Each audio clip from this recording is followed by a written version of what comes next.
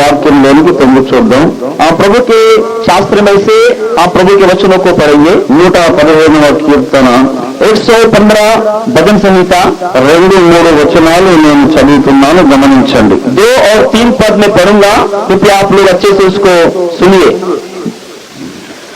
వారి దేవుడేరి అని అన్యజనులు ఎందుకు చెప్పుకొందురు? మా దేవుడు ఆకాశమందున్నాడు, తనకిచ్చ వచ్చినట్లుగా సమస్తము ఆయన చేయుచున్నాడు. जाति जाति के लोग क्यों कहने पाए कि उनका परमेश्वर कहाँ रहा? हमारा परमेश्वर तो स्वर्ग में है, उसने जो चाहा वही किया है. ప్రార్థన చేసుకుందాం. प्रार्थना करेंगे हम लोग. ప్రేమ కలిగిన మా మహాపరిశుద్ధ తండ్రి, हमारे प्रेमी महापवित्र परमेश्वर, ఈ రాత్రి వేళ ప్రారంభమవుతున్న ఈ ఆధ్యాత్మిక స్వస్థత మహాసభల కొరకు నీకు వందనాలు చెల్లిస్తున్నాం. आज शाम को जो सभा यहाँ शुरू किए जा रहे हैं आध्यात्मिक चंगाई की सभाओं के लिए प्रभु हम आपको धन्यवाद देते हैं. సభలను ఎంతో భారంతో ఖర్చుతో కన్నీళ్ల ప్రార్థనతో ఏర్పాటు చేసినటువంటి కన్వీనర్స్ ఆర్గనైజర్స్ మీరు ఆశీర్వదించండి తండ్రి. प्रभु जी, जिन लोग प्रभु कन्वीनर और लोकल पास्टर ने जो बड़े आशीर्वाद के साथ भोज के साथ प्रार्थना पूर्वक ये सभाओं का आयोजन किया है, आप उन्हें आशीर्वाद दीजिए. వారి కన్నీటి ప్రార్థనలకు ఫలితం అనుగ్రహించండి నాయన. उनके आशीर्वाद की प्रार्थनाओं को आप उत्तर दीजिए. వారి ఖర్చు, వారు పెట్టుకున్న ప్రయాసం వ్యర్థము కాకుండా సహాయం చేయండి. उन्होंने जो भी खर्चा किया है, जो भी प्रयास किया है, इसको व्यर्थ में नहीं होने के लिए तो उनकी मदद कर. ప్రభువా, ఈ దినమున వాక్యం ప్రకటించబోతున్న మీ రాష్ట్రం మీద మీరు ఎన్నంతలా ఆత్మాభిషేకమును కుమ్మరించండి స్వామి. प्रभु जी, आज तेरे संदेश को बताने वाले तेरे सेवक को दुगनी आत्मा का अभिषेक कर पिता. వాక్యము మరి చెప్పడానికి సమయం చాలా సంకుచితంగా ఉన్నది కనుక మీ రాష్ట్రానికి మరి ప్రత్యేకమైన నడిపింపడాయి చేయండి. और समय वचन बताने का समय बहुत कम है प्रभु, इसीलिए तेरे दास को विशेष रीति से तू चला करके हम प्रार्थना करते हैं. విస్తారమైన మీ సందేశంలో క్లుప్తంగా బోధించడానికి సామర్థ్యం అనుగ్రహించండి. और विस्तार तेरे संदेश को संक्षेप में बताने के लिए जो ऐसा ज्ञान दे. అనువదించబోతున్నటువంటి అనువాదము చేయబోతున్న దీని దాసుడు పాస్టర్ రాజేష్ గారి కూడా మీరు రెండంతల ఆత్మాభిషేకం దాయిచ్చేయండి నాయన. प्रभु तेरे वचन को अनुवाद करने वाले तेरे सेवक को भी दुगनी आत्मा देकर तो उनको आशीर्वाद दे. వినబోతున్న ప్రతి ఒక్క బిడ్డకును ప్రభువా మీ ఆత్మ సహాయం అనుగ్రహించండి. सुनने वाले हर एक तेरे व्यक्ति को तुम्हारे तेरे बेटे को तो आशीर्वाद दे. వినడానికి వారికి ఓపిక దయచేయండి, ఏకాగ్రత దయచేయండి. सुनने के लिए उनको अच्छा प्रभु आशा दे प्रभु, और अच्छा सुनने का मन में दे. గ్రహించడానికి జ్ఞానం అనుగ్రహించండి. समझने के लिए समझ का ज्ञान तूने दे. లోబడడానికి వారి హృదయములోని ఆత్మకార్యము ద్వారా విధేయత దయచేయండి. आधीन होने के लिए तेरी आत्मा के द्वारा आधीन की आत्मा तूने दे. వాతావరణం మీరు మాకు అనుకూలంగా మార్చి వేసినందుకు మీకు స్తోత్రములు చెల్లిస్తున్నాను స్వామి. वातावरण को तूने हमारे योग्य तूने बनाया है प्रभु, इसलिए हम आपको धन्यवाद देते हैं. మామూలు కొద్ది సమయం వాక్య ధ్యాన సమయం ఎంతో ఆశీర్వాదకరంగా మార్చమని, हमारे सामने जो थोड़ा समय वचन का ध्यान उसको आशीष में बना करके మా హృదయములో యేసు నామమును మీరు హెచ్చించమని, हमारे दिल में यीशु के नाम को तो ऊंचा उठा करके యేసు నామములో వేడుకుంటున్నాను తండ్రి. यीशु मसीह के नाम से मांगते पिता. ఆమేన్, ఆమేన్. ప్రభువునందు ప్రియులారా, प्रभु में प्रियो, బైబిల్ గ్రంథములో భక్తుడైనటువంటి దావీదు ఒక విషయాన్ని ప్రకటిస్తూ ఉన్నాడు. यहाँ पर प्रभु के वचन में लिखा है, प्रभु का एक दास जो दावीद है इस प्रकार से कहता है. దావీదు తన జీవితంలో ఒక ప్రశ్నను పలుమార్లు ఎదుర్కొన్నాడట. और दावीद अपने जीवन में हमेशा एक प्रश्न को प्राप्त करता था. ఆ దావీదు ఎరిగినటువంటి స్నేహితులు అనేక మంది ఈ మాట మాట్లాడుతూ ఉన్నారు. दाऊद को जानने वाले बहुत सारे लोग उसके मित्र इस प्रकार से उसको बोलते थे, వాళ్ళు ఇశ్రాయేలు జనాంగము కాదు, ఇశ్రాయేలులకు వెలుపల ఉన్న అన్య జాతుల వారు. और वे लोग इसराइल के लोग नहीं थे, वे इसराइल जाति के जो बाहर थे वे लोग के बारे में बताता है. వారు ఈ ప్రశ్న అడుగుతున్నారు. और वे अन्य जाति के जो लोग हैं वे लोग इस प्रश्न को पूछते हैं, వీరి దేవుడు ఏది అని అడుగుతూ ఉన్నారు. इनका परमेश्वर कहाँ है करके वो लोग पूछते हैं. యూదులు లేక ఇశ్రాయేలీలు ఒక దేవుణ్ణి కొలుస్తూ ఉన్నారు. इसराइली लोग या यहूदी लोग एक परमेश्वर की वो लोग आराधना करते हैं. వారు మా దేవుడు గొప్ప దేవుడు అని చెప్పుకుంటారు. और वे लोग बोलते हैं कि हमारा परमेश्वर बहुत महान है. కానీ వారి దేవుడు ఏమైపోయాడు అని అన్య జాతులు వాళ్ళు అడుగుతున్నారు. लेकिन अन्य जाति के लोग पूछते हैं कि उनका परमेश्वर कहाँ रहा। ఎందుకంటే ఇశ్రాయేలు వారి జాతి ఎప్పుడు కష్టములలో నష్టములలోనే తమ యాత్ర కొనసాగించారు. क्योंकि इस्राएल के लोग हमेशा अपने जीवन को दुखों में मुसीबतों में से वो जाना पड़ता था उनको। ఎన్నో కష్టాలు, కరువులు, యుద్ధాలు, ఎన్నో ప్రకృతి భూదర్శములతో వారు కష్టములలోనే తమ జీవిత చరిత్ర యాత్ర అంతా నడిపారు. और बहुत सारे कष्टों से, मुसीबतों से और जीवन की यात्राओं में से और प्राकृतिक समस्याओं से उनको बहुत सारे बार गुजरना पड़ता था। వీళ్ళు చెప్పుకుంటున్నారు మా దేవుడే గొప్ప దేవుడని. और ये लोग बोलते थे कि हमारा परमेश्वर बहुत महान परमेश्वर है, ఆ దేవుడు నిజమైన దేవుడు అని చెప్పుకుంటున్నారు. बोलते थे कि हमारा परमेश्वर सच्चा परमेश्वर है। కానీ మరి నీ దేవుడు నిజమైన దేవుడైతే నీకు ఎందుకు ఇలాగ జరిగింది? और लोग बोल रहे थे दूसरे कि ऐसा अगर तुम्हारा प्रभु जीवित है तो ऐसे कष्ट तुम्हारे जिम्मे क्यों आ रहे हैं? నీ దేవుడు సత్యమైన దేవుడైతే ఇన్ని కష్టాలు నీకు ఎందుకు వచ్చింది? अगर तुम्हारा परमेश्वर सच्चाई का परमेश्वर तो कष्ट तुम्हारे जिम्मे क्यों आते हैं? ఇన్ని కష్టాలు నీకు వస్తూ ఉంటే నీ దేవుడు ఏం చేస్తున్నాడు? अगर इतने कष्ट आप लोगों को आ रहे हैं तो आपका परमेश्वर क्या कर रहा है? ఏమైపోయాడు నీ దేవుడు? आपके परमेश्वर क्या हुआ है? నీ దేవుడు ఏడు అని అన్ని జనులు అడుగుతున్నారు. जाति के लोग पूछते हैं कि तुम्हारा परमेश्वर कहाँ है? ఈ ప్రశ్నలు విని విని విని దావీదు ఏపుకు పట్టి విసిగిపోయాడు. और ये प्रश्न को सुनकर सुनकर दाऊद बहुत बेचैन हो गया और बड़ा चिंतित में भी गया। ఆఖరికి ఇక ఉండబట్టలేక దానికి జవాబులు ఇస్తూ ఉన్నాడు అన్నమాట. और लास्ट में जब उसको रहा नहीं गया तो उसने उसका उत्तर दे दिया। అన్ని జనులలో ఉన్నటువంటి మిత్రులారా, और अन्य जाति में रहने वाले प्रियजनों, నా దేవుడు ఏడు అని మీరు ఎందుకు చెప్పుచున్నారు? आप लोग क्यों बार बार पूछते हैं कि हमारा परमेश्वर कहाँ है करके? మా దేవుడు ఆకాశం నందున్నాడు. वचन बताता है कि हमारा परमेश्वर तो स्वर्ग में है। ఆయన ఈ భూమి మీద తనకు ఇష్టము వచ్చినట్లుగా సమస్తమును జరిగించుచున్నాడు. और उसने जो भी चाहा है वही पृथ्वी पर वो करता है। ప్రభునందు ప్రియ స్నేహితులారా, प्रभु में प्रियजनों, ఈ రాత్రి మీకు నేను దేవుణ్ణి పరిచయం చేయగలుగుతున్నాను. आज रात के समय में आप लोगों को परमेश्वर का परिचय देना चाहता हूँ। బైబిల్లో ప్రత్యక్షమవుతున్న దేవుణ్ణి మీకు పరిచయం చేయగలుగుతున్నాను. बाइबल में जिस परमेश्वर का उल्लेख दिया गया है उसका मैं आपको परिचय देना चाहता हूँ। బైబిల్లో కనబడుతున్న దేవుడు ఎవరైనా, बाइबल में जो दिखाई देने वाला परमेश्वर वो कौन है? ఆయన ఆకాశమందున్న దేవుడు, वो आकाश में रहने वाला परमेश्वर है। ఆకాశ మహాకాశములు పట్టజాలని దేవుడు. आकाश और महाकाश ये समा नहीं सकता है, उतना महान परमेश्वर है। ఆకాశమైన సింహాసనము, భూమి ఆయన పాదపీఠము. आकाश उसका सिंहासन है और पृथ्वी उसके पैरों की चौकी है। ఆ దేవుణ్ణి ఈ రాత్రి మీకు పరిచయం చేయాలని ఆశిస్తున్నాను. और उस परमेश्वर को आज आपके सामने परिचय हम देना चाहते हैं। ఆయన ఆకాశమందు ఉండటం మాత్రమే కాదు, वो केवल आकाश में ही निवास नहीं करता है, ఆయన ఈ భూమి మీద తన కార్యమును జరిగించుచున్నవాడై ఉన్నాడు. वो इस पृथ्वी के ऊपर अपने कार्य को करने वाला परमेश्वर है। ఆయన ఏం చేస్తూ ఉన్నాడు? वो क्या करता है? తనకు ఇష్టము వచ్చినట్లుగా సమస్తమును జరిగించుచున్నాడు. वो जैसा चाहता है वैसा सारे कार्य को वो करता है। ఆయన ఒక మనిషి జీవితంలో తన చిత్త ప్రకారము సమస్తమును జరిగించుచున్నాడు. वो एक मनुष्य के जीवन में उसकी इच्छा के अनुसार सारे कामों को करता है। అయితే ఈ రాత్రి వేళ మన అంశము అది కాదు. आज रात के समय हमारा विषय वो नहीं है। ప్రతి వ్యక్తి జీవితంలో దేవుని చిత్తానుసారంగా సమస్తము జరుగుతుందని మనం అందరం నమ్ముతున్నాం. और हम सभी लोग ये नाम विश्वास करते हैं कि हर एक व्यक्ति के जीवन में प्रभु की इच्छा के अनुसार सब कुछ होता है। మన భారతదేశంలో ఒక నమ్మకం ఉన్నది. हमारे भारत देश में लोग ऐसा विश्वास करते हैं। ప్రతి వాని బ్రతుకులో ఎలాంటి పరిస్థితులు వస్తాయో, ఏ విధంగా వాని బ్రతుకు సాగుతుందో దేవుడు వారి నుదుట, వారి నొసట వాళ్ళు పుట్టినప్పుడే రాసేస్తాడట.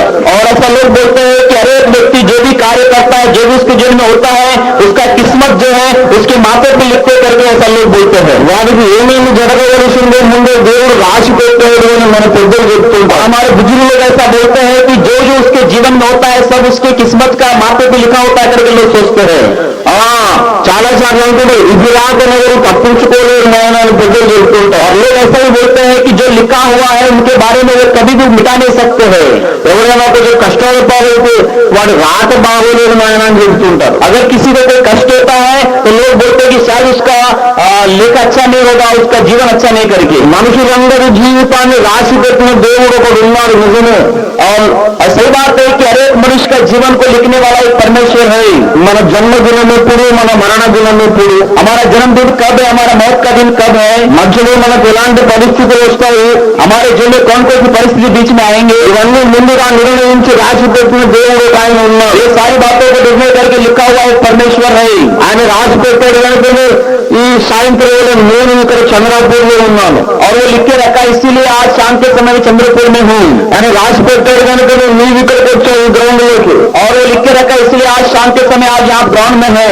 దేవుని నిర్ణయ ప్రకారమే నేను ఈ మాటలు చెబుతున్నాను, ఈ మాటలు మీరు వింటున్నారు. और प्रभु के निर्णय के अनुसार ही मैं ये बातों को बता रहा हूँ और आप ये बातों को सुन रहे हैं। చాలా మంది కూటాలకు రావాలనుకున్నారు కానీ రాలేకపోయారు. बहुत सारे लोग सभा में आना चाहते थे लेकिन वो नहीं आ सके। నువ్వు రావద్దనుకున్నావు, ఇక్కడికి వచ్చావు ప్రియ సోదరుడా. आप नहीं आना चाहते थे प्रिय, लेकिन आप यहाँ पर आए भाई। చాలా మంది రావాలనుకుని ఇక్కడికి వచ్చారు, बहुत से लोग आना करके वो लोग यहाँ पर आए हैं, కానీ కొంతమంది వద్దు వద్దు అనుకుంటూ వచ్చిన వాళ్ళు కూడా ఉన్నారు. लेकिन ऐसे यहाँ पर कुछ लोग हैं जो नहीं आना चाहते थे फिर भी वो यहाँ पर आए हैं। ఇక్కడికి వచ్చారు తెలుసా? आपको मालूम है वो लोग क्यों यहाँ पर आए हैं? మన జీవితాలను నడిపిస్తున్న మహాశక్తి ఒక ఆయన ఉన్నాడు. हमारे जीवन को चलाने वाला एक महान शक्ति है। ఆయనను గురించి రాత్రికాలం మాట్లాడుతూ ఉన్నాను. आज रात के समय उसी के बारे में मैं बताना चाहता हूँ। మన జీవిత దినములన్నీ ముందుగానే దేవుడు రాసి పెట్టాడు. हमारे जीवन के दिनों को परमेश्वर ने पहले से ही लिख के रखा करके लिखा हुआ है। 139వ కీర్తనలో 139 भजन संहिता में 16వ వచనంలో ఇలాగ రాయబడి ఉంది. और 16 वचन में इस प्रकार से लिखा हुआ है, నేను పిండమున ఉండగా నీ కన్నులు నన్ను చూచెను, నియమింపబడిన దినముల్లో ఒకటైన కాకమునిపై నా దినములన్నీ నీ గ్రంథములో లిఖితములాయెను. 16 वचन लिखा, तेरी आंखों ने मेरे बिगड़ तत्वों को देखा और मेरे सब अंग जो दिन दिन बनते जाते हैं मेरे जाने से पहले तेरी पुस्तक में लिखे हुए हैं। నియమించబడిన దినముల్లో ఒక దినమైనా జరగలేదు, और जो निमित्त किया गया दिनों में से एक दिन भी कम नहीं हुआ। మొదటి దినం కూడా జరగలేదు, पहले दिन भी नहीं हुआ, అంటే నేను పుట్టినరోజు కూడా జరగలేదు, मैं जब जन्म लिया तभी भी नहीं हुआ।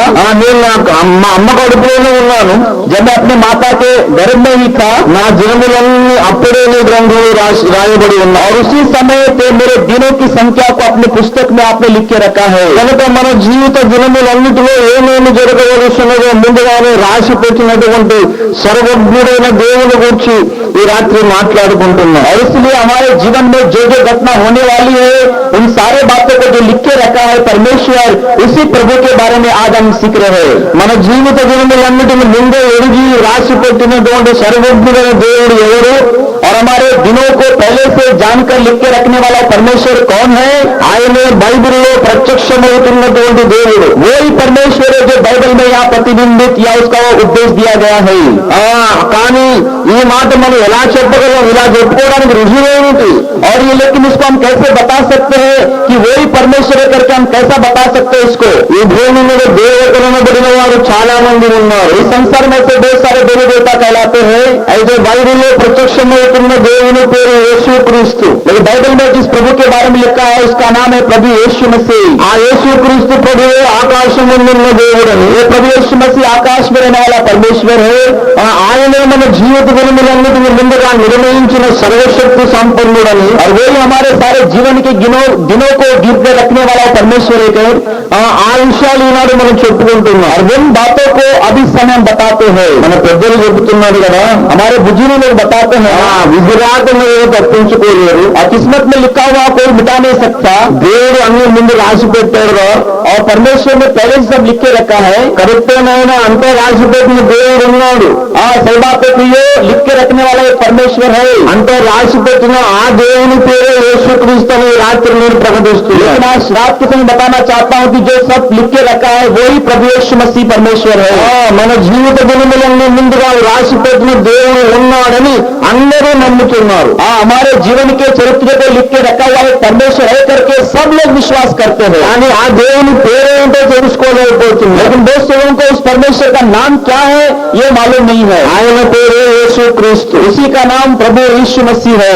సన్నిధిలో ప్రత్యక్షమవుతున్న దేవుడు, बाइबल में जिसका प्रतीक्षित किया गया वो परमेश्वर ఆకాశము ఆశీనుడై ఉన్నాడు. आकाश में विराजमान है ఆయన తనకి ఇష్టము వచ్చినట్లుగా సమస్తము జరిగించుచున్నాడు. और वो अपनी इच्छा के अनुसार सारे कार्य को किया करता है తనకి ఇష్టము వచ్చినట్టుగా ఏ విషయాలు జరిగిస్తున్నాడు ఆయన. और अपनी इच्छा के अनुसार कौन कौन से विषय को वो करता है మన సొంత జీవిత విషయములే కాదు, हमारे स्वयं के जीवन के विषय सिर्फ नहीं ఆయన మానవ రాజ్యముల యొక్క రాజకీయములలో తనకు ఇష్టము వచ్చినట్లుగా సమస్తమును జరిగించుచున్నాడు. मनुष्यों के राजनीति के में भी वो अपने सारे कार्य को अपनी इच्छा के अनुसार सब कुछ करता है I want to introduce to you the God who controls the political situation of this world. मैं उस परमेश्वर के बारे में आपको बताना चाहता हूं जो इस संसार के राजनीति को अपने आप में लेकर चलाता है అందరికీ రాజకీయాలంటే ఆసక్తి ఉంది.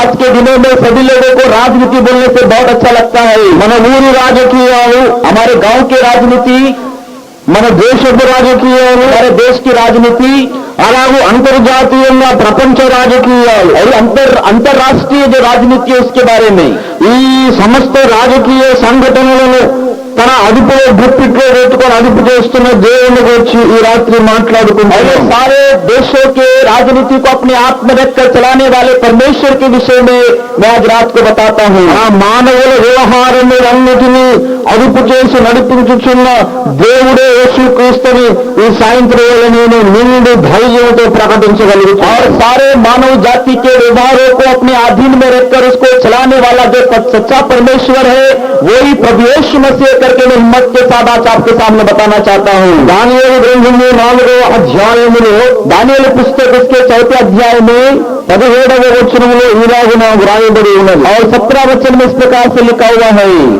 మహోన్నతుడగు దేవుడు మానవుల రాజ్యముపై అధికారి అయి ఉండి తాను ఎవరికి అనుగ్రహింప నిశ్చయించునో వారికి అనుగ్రహించునని ఆయా రాజ్యముల మీద అత్యల్ప మనుష్యులను ఆయన నియమించుచున్నాడని మనుషులందరూ తెలుసుకున్నట్లు ఇలాగ జరుగును. दानियेल 4 अध्याय 17 में लिखा है यह आज्ञा पैरों के मिलने से और यह बात पवित्र लोगों के वचन से निकली कि जो जीवित है वे जान ले कि परम प्रधान परमेश्वर मनुष्य के राज्य में प्रभुता करता है और उसको जैसे चाहे उसे दे देता है और वो छोटे से छोटे मनुष्य को भी उस पर नियुक्त कर देता है దేవుడు మానవుల రాజ్యముపై అధికారి అయి ఉన్నాడు. परमेश्वर मनुष्य के राज्य के पर में प्रभुता करता है ఎవరికి రాజ్యమును అనుగ్రహించాలని ఆయన ఇష్టపడుతున్నాడో వారికి రాజ్యమును అనుగ్రహిస్తున్నాడు. उनको वो राज्य देना चाहता है उन्हीं को वो राज्य दे देता है ప్రభువును ప్రియులారా, प्रभु में प्रियजनों ఒక ఆసక్తికరమైన విషయాన్ని మీ దృష్టికి తెస్తూ ఉన్నాను. एक आपको कहने के योग्य बात मैं आपके सामने बताना चाहता हूँ దయచేసి శ్రద్ధగా నుండి कृपया आप ध्यान पूर्वक सुनिए ఎవరు గుర్తులు చూడకండి. దయచేసి आप इधर उधर कोई ना देखिए మానవుల రాజ్యము మీద దేవుడు మానవుల రాజ్యము మీద దేవుడు సర్వాధికారి అయి ఉన్నాడు. मनुष्य के राज्य के पर में परमेश्वर सर्वाधिकार रखता है ఈ భూమి కింద ఎన్ని జాతులైతే ఉన్నాయో इस पृथ्वी के ऊपर में जितने भी राज्य जाति के लोग हैं అన్ని జాతులలో ఆయన జోక్యం చేసుకుంటున్నాడు. सारे जातियों में अपने काम को किया करता है అంతర్జాతీయ స్థాయిలో ఒకడు ప్రముఖ రాజకీయ నాయకుడు అయ్యాడు అంటే దేవుడు సెలవిచ్చాడు కనుకనే అవుతాడు. अंतरजातीय क्षेत्र में अगर कोई राजा बनाया गया है तो वो प्रभु आज्ञा देने से ही वो बनाया गया है ఆ రాజులను ప్రపంచ నియంత్రణను ప్రపంచపు రాజాది రాజులను ఎవరైతే నియమిస్తున్నారో ఆ గొప్ప రాజుల గురించి ఈ రాత్రి నేను మాట్లాడుతున్నాను. और संसार के सारे राज्यों को जो चलाता है जो कंट्रोल करता है उसी महान परमेश्वर जो प्रभु है उसके बारे में आपको बताना चाहता हूँ ఏ దేవుడైతే మానవుల రాజకీయాలను అదుపు చేస్తున్నాడో ఆ దేవుడే మన బ్రతుకులను కూడా అదుపు చేస్తున్నాడు. और जो परमेश्वर सारे मनुष्यों के राजनीति अपने आप में लेकर चलाता है वही परमेश्वर हमारे जीवनों को अपने आंखों में रखकर चलाता है। బైబిల్లో కనబడుతున్న దేవుడు చాలా విచిత్రమైన వ్యక్తి. बाइबल में जो प्रभु हमको दिखता है वो परमेश्वर बड़ा विचित्र रूप से दिखाई देता ఆయన है। కార్యములు ఆశ్చర్యకరమైన కార్యములు कार्य पूरे आश्चर्यचकित करने वाले कार्य है। ఆయన పెంటకుట్ట మీద నుండి మనుషులుగా ఉన్నట్టు రాజులుగా తయారు చేశాడు. और वो मनुष्य को दिल्ली में से उठाकर उनको सिंहासन में बिठाकर उनको राजा बनाया है। చక్రవర్తిగా ఉన్న వాళ్ళని తీసుకుపోయి పశువులను గడ్డి మేసేటట్టు అడవికి పంపించాడు. और जो बहुत ही सम्राट जैसा राजा था उसको निकाल कर उसमें पशु जैसा बनाकर घास चराने को भेज देता है। బైబిల్లో కనబడుతున్న దేవుడు చేయలేనిది ఏదీ లేదు. बाइबल में जो प्रभु का उल्लेख दिया हुआ है वो ऐसा प्रभु में जो कुछ नहीं कर सकता, वो सब काम कर सकता है। వారి దేవుడు ఏది అని అన్యులు ఎందుకు అడుగుతున్నారు? और उसका परमेश्वर कहाँ है करके अन्य जाति के लोग क्यों पूछते हैं? మా దేవుడు ఆకాశం నందు ఉన్నాడు, हमारा परमेश्वर आकाश में है, ఆయన తనకు ఇష్టం వచ్చినట్లుగా సమస్త కార్యములు జరిగించి वो अपनी इच्छा के अनुसार सारे कार्यक्रमों को करता है। మన బ్రతుకులలోనూ అన్ని కార్యములు తనకు ఇష్టమైనట్టు జరిగించు. हमारे जीवन में सारे कार्य पूरा इच्छा अनुसार करता है। సర్వ ప్రపంచ రాజకీయాల్లో ఆయనకు ఇష్టమైనట్లు అన్ని కార్యాలు జరిగిస్తారు. सारे रास्ते में सारे देशों में अपनी इच्छा के अनुसार सारे कामों को वो करता है। ప్రియులారా, ప్రియజనం, ఒక విషయాన్ని నేను ఎందుకు తెస్తున్నాను? आपके सामने मैं एक विषय बताना चाहता हूँ। ఏ దేవుడైతే మనిషి జీవితాన్ని నడిపిస్తున్నాడో ఆ దేవునికి మానవ రాజకీయాల మీద పట్టు లేకుండా ఉండటం సాధ్యము కాదు. जो परमेश्वर मनुष्य के जीवन को अपने हाथ में लेकर चलाता है वो परमेश्वर के लिए राजनीतिक कार्यक्रम को चलाना कोई कठिन बात नहीं है। రాజకీయాలను నడిపించలేము, కానీ మనిషి జీవితాన్ని మాత్రం నడిపిస్తానంటే అది హాస్యాస్పదమైన విషయం. अगर वो बोलता है कि वो मनुष्य के जीवन को चलाता है, राजनीतिक में चलाता है बोलने से एक हंसी की बात है। నిజంగా దేవుడు ఉంటే अगर कोई परमेश्वर वास्तव में है, ఒక వ్యక్తి జీవితాన్ని నడిపించాలి, మొత్తం ప్రపంచ చరిత్రను కూడా నడిపించాలి. वो एक व्यक्ति के जीवन को चलाना चाहिए और साथों साथ में सारे दुनिया को भी राजनीतिक रूप से चलाना चाहिए। అందరూ చెబుతున్నారు మన బ్రతుకులన్నీ రాసి పెట్టిన దేవుడు ఒకడు ఉన్నాడని. सभी लोग ये बात बताते हैं कि हमारा जीवन को लिख कर रखने वाला एक परमेश्वर है करके। ఎవరో తెలుసా రాసిన ఆయన? वो लिखने वाला कौन है मालूम है आपको? యేసుక్రీస్తు ప్రభువు. वो केवल प्रभु यीशु मसीह है। ఈ మాట ఎందుకు చెబుతున్నాను? मैं बातें आपको क्यों बताता हूँ? నాకు రుజువేమి కూడా చెప్పడానికి अंदर बताने के मेरे पास सबूत क्या है? ఎందుకంటే యేసుక్రీస్తు ప్రభువు ఈ లోక చరిత్రను కూడా నడిపించుతున్న దేవుడు అయి ఉన్నాడు. क्योंकि प्रभु यीशु मसीह परमेश्वर है जो संसार के इतिहास को वो चलाता है। ఈ లోకపు చరిత్రను యేసుక్రీస్తు ప్రభువు వారు ముందుగానే ఈ బైబిల్ గ్రంథంలో వ్రాయించి పెట్టాడు. इस संसार के सारे इतिहास को परमेश्वर ने इस बाइबल ग्रंथ में लिख के रखा है। మీలో ఎవరైనా ఒకవేళ పై చదువులు చదువుకుంటే, अगर आप में से किसी ने भी बहुत बड़ी ऊंची शिक्षा अगर प्राप्त किया है, BA MA graduation post graduation చదువుకుంటే, अगर BA MA पोस्ट ग्रेजुएशन की शिक्षण अगर आपको प्राप्त हुआ है, ఒకవేళ మీరు హిస్టరీ లోక చరిత్ర ప్రపంచ చరిత్రను మీరు అధ్యయనం చేస్తే, अगर आप संसार का इतिहास अगर आप पढ़ेंगे మీరు తప్పకుండా ఈ విషయాలు చదువుకుంటారు. तो जरूर आप इस विषय को पढ़ेंगे। ఒకప్పుడు ఈ సర్వ ప్రపంచమును పారసీకులు పరిపాలించారు. एक समय का इस सारे संसार को पारसिक लोगों ने मतलब चलाया था इसको। 4 ప్రపంచ సామ్రాజ్యాలు ఉన్నాయి. दुनिया में 4 संसार को चलाने वाले साम्राज्य थे। ఒకప్పుడు మొట్టమొదట బబులోను అనే మహా సామ్రాజ్యము ప్రపంచ సామ్రాజ్యముగా చలామణి అయింది. पहला जो साम्राज्य चलाया था वो बबुलोन देश के जो लोग थे उन्होंने सारे संसार को चलाया था। ఆ రాజ్యము కుప్పకూలిపోయిన తరువాత పారసీక రాజ్యం వచ్చింది. और बबुलोन का राष्ट्र खत्म होने के बाद में पारसिक लोगों का राष्ट्र का पूरा संसार में काम किया। పారసీక రాజ్యం కూలిపోయిన తరువాత గ్రీకుల సామ్రాజ్యం వచ్చింది. और पारसिक लोगों का राज्य समाप्त होने के बाद में ग्रीक लोगों का साम्राज्य संसार में था। గ్రీకు రాజ్యం కూడా కూలిపోయిన తరువాత రోమా సామ్రాజ్యం వచ్చింది. ग्रीक या यूनानी साम्राज्य समाप्त होने के बाद में रोमी लोगों का साम्राज्य संसार में था।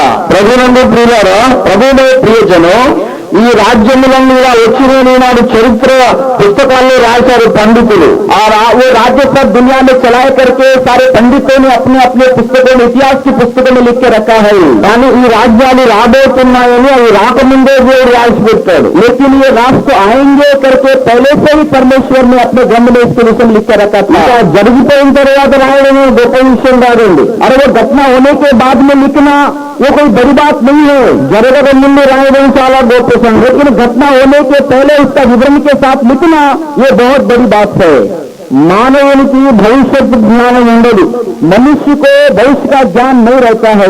యాకోబు పత్రిక 4వ అధ్యాయములో याकूब की पत्र उसके 4वें अध्याय में लिखा है, 14వ వచనంలో ఇలా రాయబడి ఉంది.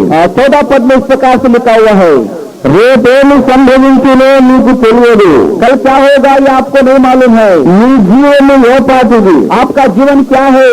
మీరు కొంతసేపు కనబడి అంతలో మాయమైపోయి ఆవిరి వంటి వారు.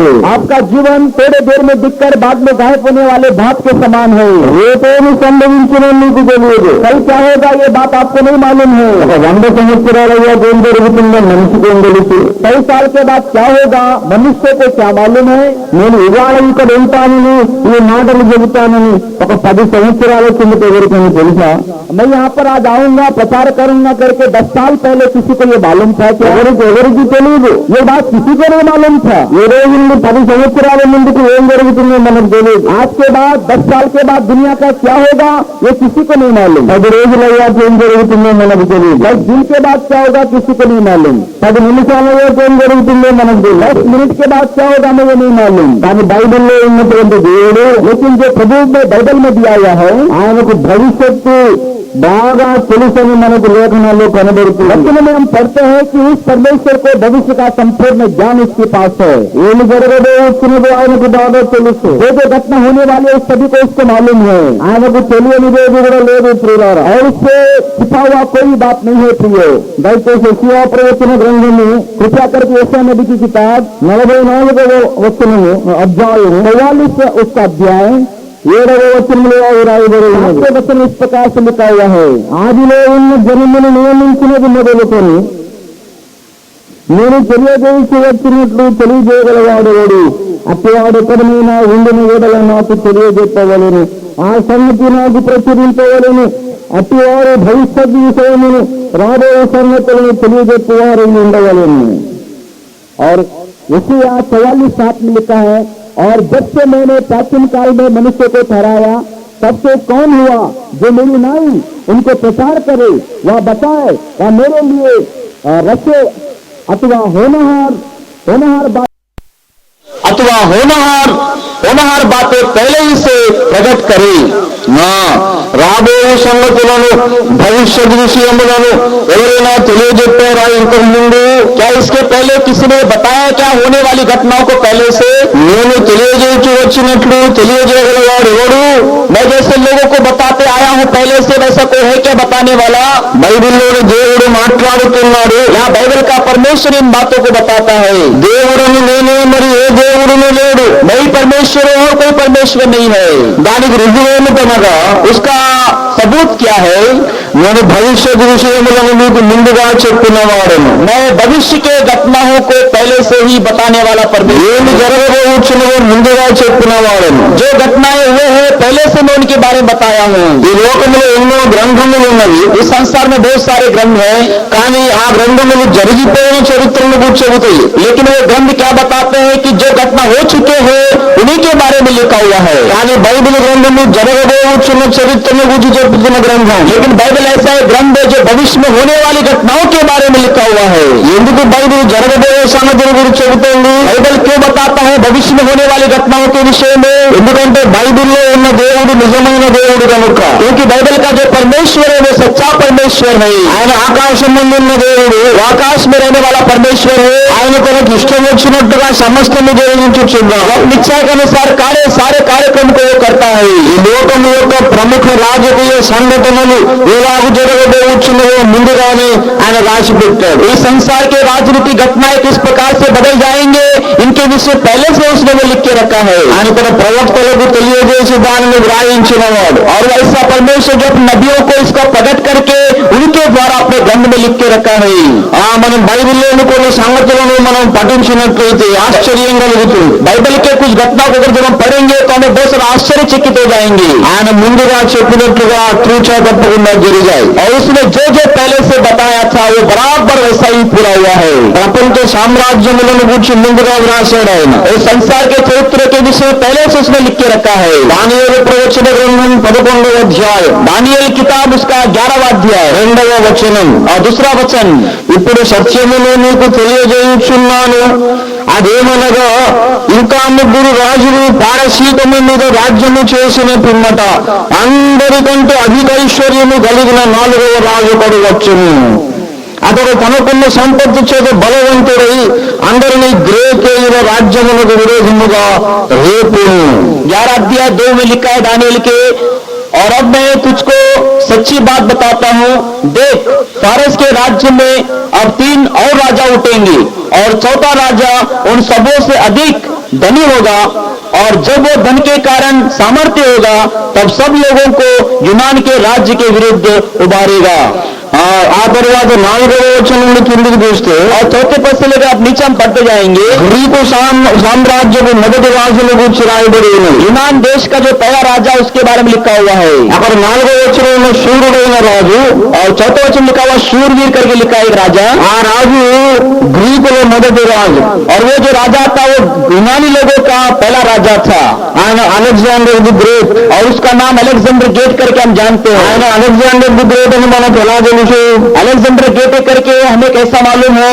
8వ అధ్యాయం 20వ వచనంలో రాయబడి ఉన్నది. 8वें अध्याय के 20 वचन में लिखा हुआ है, నువ్వు చూచిన 2 కొమ్ములు గల పొట్టేలు ఉన్నది, అది మాదీయుల యొక్క పారసీకుల యొక్క రాజులను సూచించుచున్నది. जो 2 सिंह वाला मेंढा तूने देखा है उसका अर्थ मादियों और फारसियों के राज्य में से है। బొచ్చు గల ఆ మేకపోతు గ్రేకుల రాజు. और वो रोहार बकरा यूनान का राज्य है। ఆ 2 కన్నుల మధ్య ఉన్న పెద్ద కొమ్ము వారి మొదటి రాజును సూచించుచున్నది. और उसकी आंखों के बीच जो बड़ा सिंह निकला वही पहला राजा ठहरा। గ్రీకుల మొదటి రాజు यूनानी लोगों का पहला राजा ఎవరాయన అంటే అలెగ్జాండర్ ది గ్రేట్. कौन वो राजा था? वो अलेक्जेंडर द ग्रेट करके नाम उसका है। పారసీకుల రాజ్యం కూలిపోయిన తర్వాత శూరుడైనటువంటి ఒక గ్రీకుల రాజు ప్రపంచములో ఎదుగుతాడు. और फारसियों के राज्य समाप्त होने के बाद में यूनानियों का जो शूरवीर राजा होगा वो राज्य करेगा। బైబిల్లో ముందుగానే వ్రాయబడింది. ये बाइबल में पहले से इसके विषय लिखा हुआ है। ప్రభువుని ప్రియులారా, ప్రభువుని ప్రియజనों, మధ్యలో ఒక చిన్న విషయం మనవి చేస్తాను. मैं बीच में एक बात आपसे निवेदन करूंगा। సాధారణంగా మన దేశంలో అసలు క్రైస్తవ్యాన్ని గురించి బైబిల్ని గురించి చాలా పొరపాటు ఆలోచనలు ఉన్నాయి. हमारे देश में बहुत सारे गलत विचार प्रभु यीशु मसीह के बारे में और मसीहत के बारे में लोग बताते हैं। యేసుక్రీస్తు అమెరికా దేవుడు అంటారు. ऐसा लोग बोलते हैं कि यीशु मसीह अमेरिका का परमेश्वर है। అది ఒక తప్పుడు ఆలోచన, పొరపాటు ఊహ. ये लोगों का गलत विचार है, उनका गलत प्रकार का संदेश लोगों को देते हैं। वे लोग యేసుక్రీస్తు నిన్న మొన్నటి దేవుడు అంటారు కొంతమంది. इसलिए क्या बोलते हैं कि यीशु मसीह कल परसों का परमेश्वर है। वो मन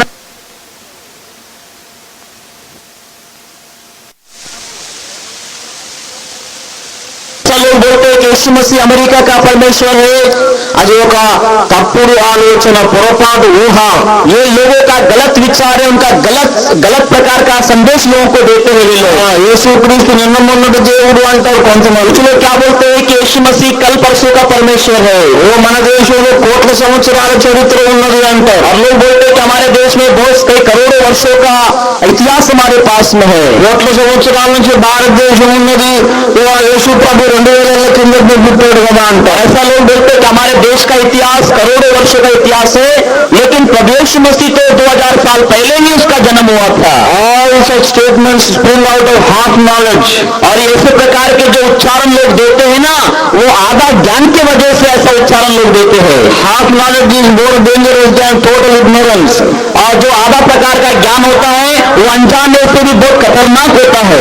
మొత్తం చదువులోనే మయము, जिसको पूरा नहीं मालूम है वो बेचारा बहुत अच्छा होता है, కానీ సగం తెలిసినోడు ఉన్నాడు వాడు మహాప్రమాదకారి. लेकिन जो आधा जानता है ना वो बड़ा खतरनाक व्यक्ति होता है।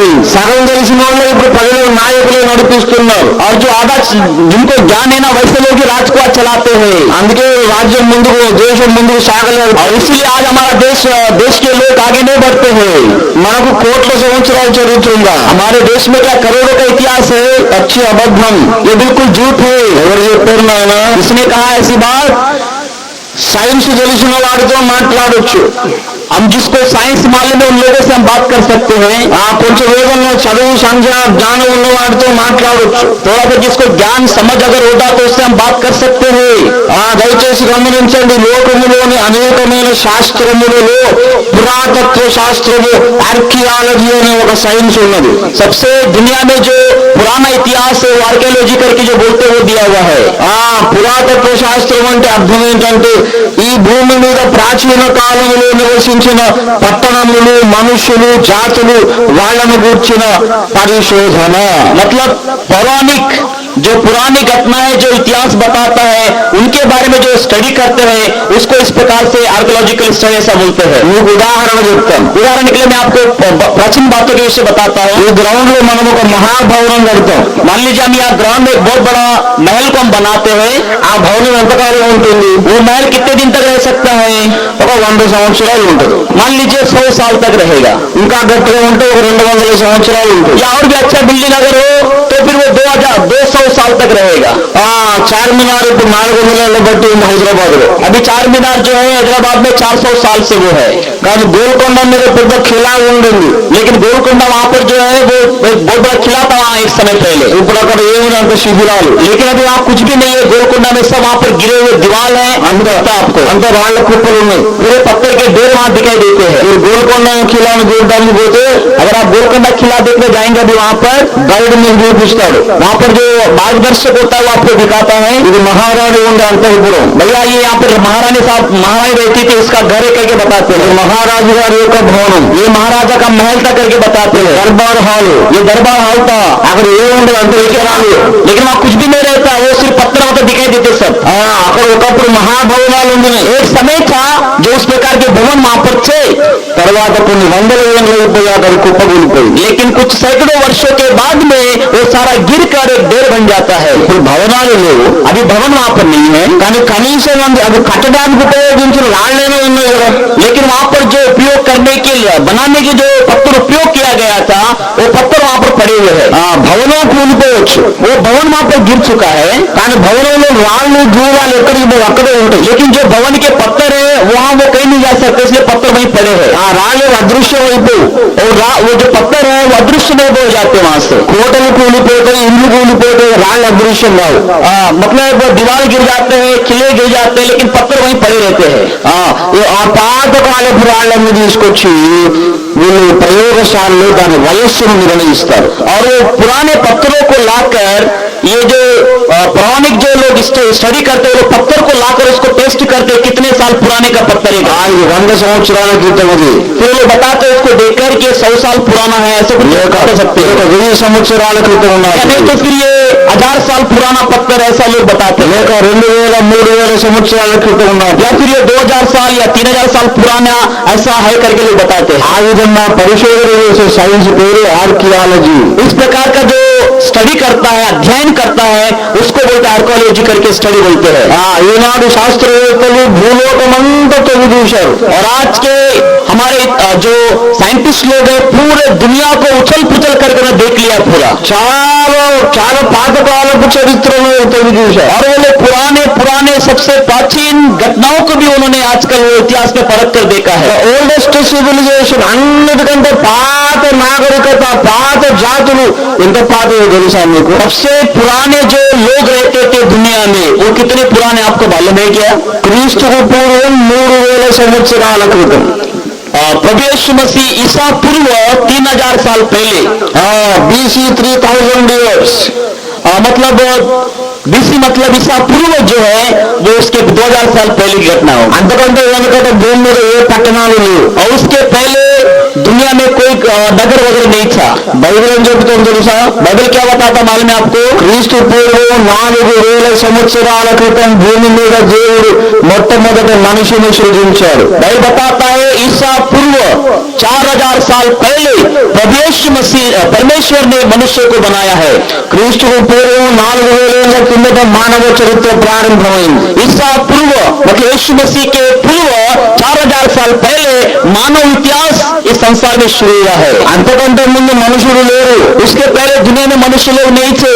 కోట్ల సంవత్సరాల చరిత్ర అంతా అబద్ధమైన ఆయన. ये करोड़ों का जो इतिहास बहुत बताते हैं वो सब झूठ है। అంత ఊహ, ఇమాజినేషన్. वो लोगों का विचारधारा है, लोगों का विचार शक्ति स्मरण ऐसा है। కోట్ల సంవత్సరాల కిందట పట్టణాలు కోటలు కడితే మరి అప్పుడు రాళ్ళు ఎట్టుపోయినాయి, దూవాలు ఎట్టుపోయినాయి. अगर करोड़ों वर्ष पहले अगर ये बनाया होता नगरों को तो उनका पत्थर या उनका जो बचा हुआ वस्तु वो कहाँ है? నేను ఇప్పుడు చెప్తాను అనుకోండి, ఇక్కడ నేను ఒక 1000 సంవత్సరాల కిందట ఒక పెద్ద కోట ఉండేది. अगर मान लीजिए मैं यहाँ बता रहा आप लोगों को कि यहाँ पर 1000 साल पहले एक बहुत बड़ा भवन यहाँ पर था, కానీ ఇప్పుడు మాత్రం దానికి సంబంధించిన ఏది ఇక్కడ లేవు. लेकिन अभी यहाँ पर उसके संबंधित कोई भी वस्तु यहाँ पर नहीं है। పునాదులు లేవు, రాళ్ళు లేవు, తలుపులు లేవు, గుమ్మాలు లేవు, దాని దూలాలు ఏమీ లేవు. और उसका मतलब नींव का पत्थर नहीं है, दीवार नहीं है, उसके दरवाजे नहीं है, कुछ भी नहीं है वहां पर उसके। కానీ ఒకప్పుడు ఉండేది. लेकिन एक समय था। ఎవరైనా నమ్ముతారా? ऐसा बोलने से कोई विश्वास करता है? మీరు నమ్ముతారా? क्या आप लोग विश्वास करते हैं? అదే కనీసం మీరు భూమిని తవ్వుతాం సార్, ఒక రాయన్ని దొరుకుతుంది కదా. कोई भूमि को हम खोद के देखेंगे शायद एक पत्थर पर उसमें से मिलेगा। అరే రాళ్ళు గిల్లేం దొరకవండి, కానీ ఒకప్పుడు కోట ఉండేదంటే నమ్ముతారా? और आप बोले, लोग बोलेंगे नहीं तो पत्थर वत्थर कुछ नहीं है वहां पर, एक भवन था करके अगर बोलेंगे तो क्या विश्वास करेंगे? ఎవరు నమ్మరు. ऐसी बात कोई विश्वास नहीं करेगा। అలాగే చెబుతున్నాను, కోట్ల ఏళ్ల క్రిందటి లేక లక్షల ఏళ్ల క్రిందటి నాగరికత లేదు, దొరకలేదు. इसलिए 4000 साल पहले का जो करोड़ों साल पहले का जो लोग बोल रहे हैं उस प्रकार का इतिहास अभी तक लोगों को नहीं मिला। అది మనుషుల యొక్క ఊహ మాత్రమే. जो केवल मनुष्य का विचारधारा है। మనము కృతయుగము, త్రేతాయుగము, ద్వాపర యుగము, కలియుగం ఎన్ని యుగాలన్నా చెప్పుకున్నాం. अब ऐसे बहुत सारे युगों के बारे में जो है हम उसके बारे में बता सकते हैं। ఆ ఎన్ని యుగాలు చెప్పినా అవన్నీ కలిసి 6000 ఏళ్ల లోపలనే. अब जितने भी युग संसार में बीत चुके हैं उन सारे युगों का अगर हम देखेंगे तो सारे बातें मिलाकर भी देखें तो 6000 साल ईसा पूर्व का घटना हमें दिखाई देते हैं। క్రీస్తుకు పూర్వం 4000 ఏళ్ళు, క్రీస్తు తర్వాత 2000 ఏళ్ళు. मतलब यीशु मसीह के पहले 4000 साल पहले ईसा पूर्व और ईसा के बाद में 2000 साल का चरित्र आज मिलता है। ఆ మొత్తం 6000 సంవత్సరాలు.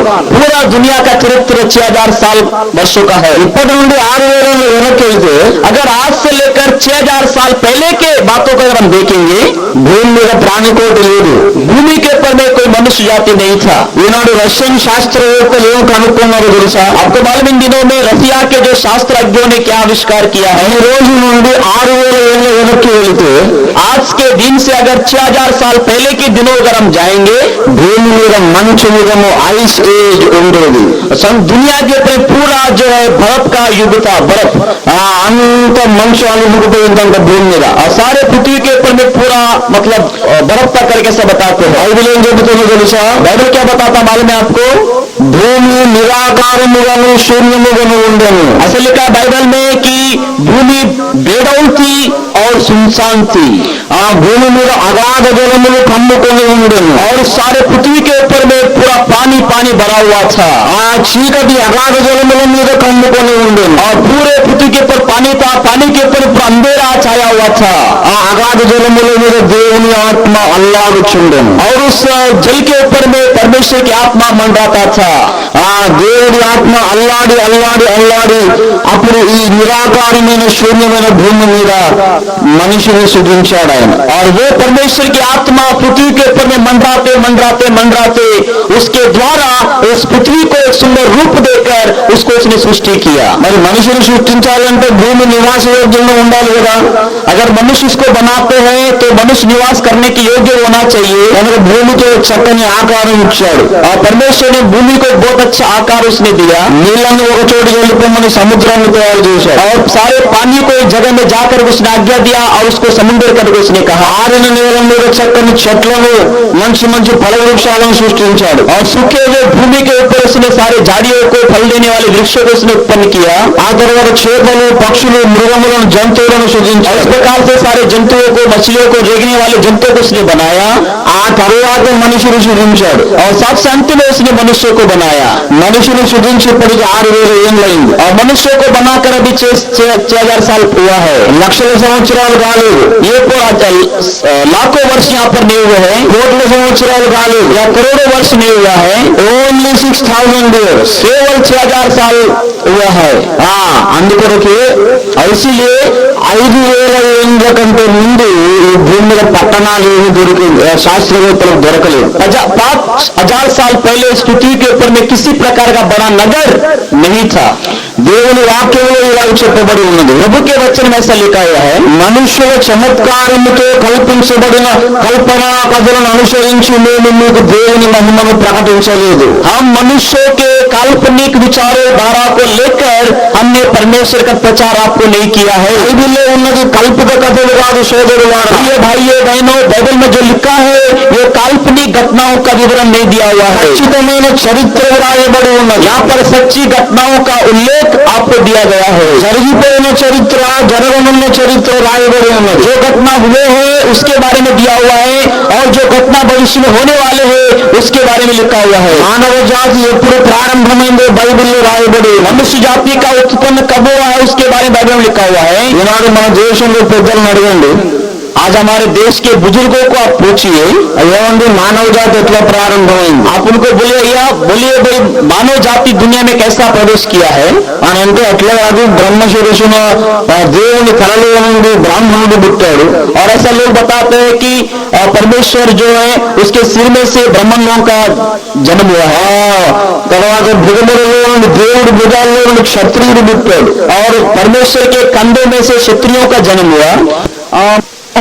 और जो दूसरी जाति के लोग होते हैं वो इस प्रकार से पेट में से निकले परमेश्वर। తర్వాత శూద్ర జాతులు దేవుని కాళ్ళలో నుంచి పుట్టారు. और शूद्र जाति के जो लोग हैं वो परमेश्वर के चरणों में से, पैरों में से उनका जन्म हुआ है। ఇది మనవుడు చెప్పే కథ. ये है मनुष्य बताने वाली कहानी। దేవుడు తలలో నుంచి బ్రాహ్మణుడు, భుజాల్లో నుంచి క్షత్రియుడు, ఇక్కడ నుంచి వైశ్యుడు, కాళ్ళలో నుంచేమో మరి శూద్రుడు. और ऐसा लोग बताते हैं कि ईश्वर के सिर में से ब्राह्मण निकला, कंधे में से क्षत्रिय निकला, और पेट में से वैश्य निकला, और पैर में से शूद्र निकला। అవును బాబు, బాగానే 4 జాతుల సంగతి చెబుతున్నావు. మరి చైనా వాడు ఎక్కడి నుంచి పుట్టాడు? దేవుని సంకల్లో నుంచి పుట్టాడా? फिर भैया आपने बहुत अच्छा कहानी तो बताया, लेकिन चाइना लोग का जन्म कहां से हुआ है? क्या वो परमेश्वर के मतलब छाती में से उनका जन्म हुआ है क्या? మరి వాడు ఆఫ్రికా ఖండం వాడు ఎక్కడి నుంచి పుట్టాడు? దేవుని మోకాలు చిప్పల్లో నుంచి పుట్టాడా? फिर अफ्रीका का जो आदमी होता है फिर वो कहां से जन्म लिया है? वो क्या परमेश्वर के घुटनों में से जन्म लिया है क्या? అదే మనిషి ఎట్లా పుట్టాడని అడుగుతుంటే నువ్వేమో బ్రాహ్మణ, క్షత్రియ, వైశ్య నీ దేశం కథ చెప్పుకుంటావు ఏంటి?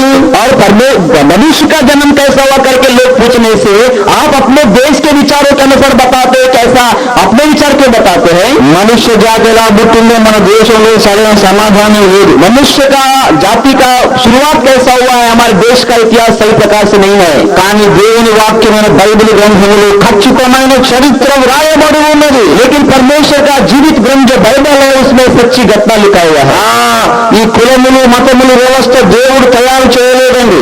ये जो जाति मतभेद जो है ये परमेश्वर ने नहीं बनाया है, కులాలు మనము సృష్టించుకున్నవి. और ये जो जाति पात हमने बनाया है खुद मनुष्य ने बनाया है। ఆ మతాలు మనము సృష్టించుకున్నవి. धर्म बनाया वाला जो है वो मनुष्य धर्मों को बनाया है। దేవుడు మానవ జాతిని సృష్టించాడు. परमेश्वर ने मनुष्य जाति को बनाया है।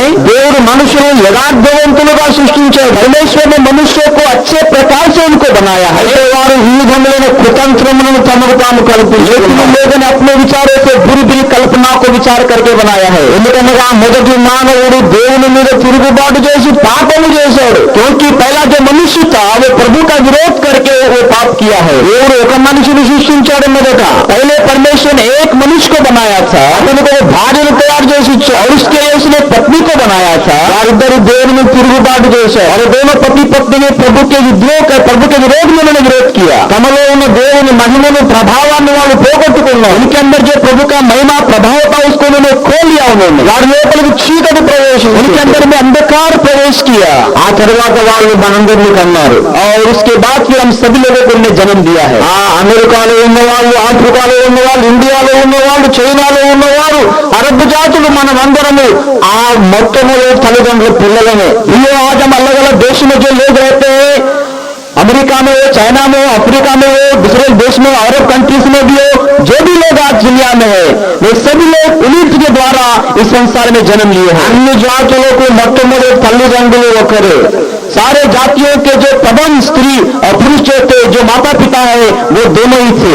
ఈనాడు సైంటిస్టులు కూడా అదే చెబుతున్నారు. और आज के जो वैज्ञानिक लोग हैं वो लोग भी इसी बात को बताते हैं। మానవ జాతి ఒక్క తల్లిదండ్రుల కడుపులో నుంచి పుట్టిందని. सारे मानव जाति जो है एक ही माता पिता के गर्भ में से निकले हैं।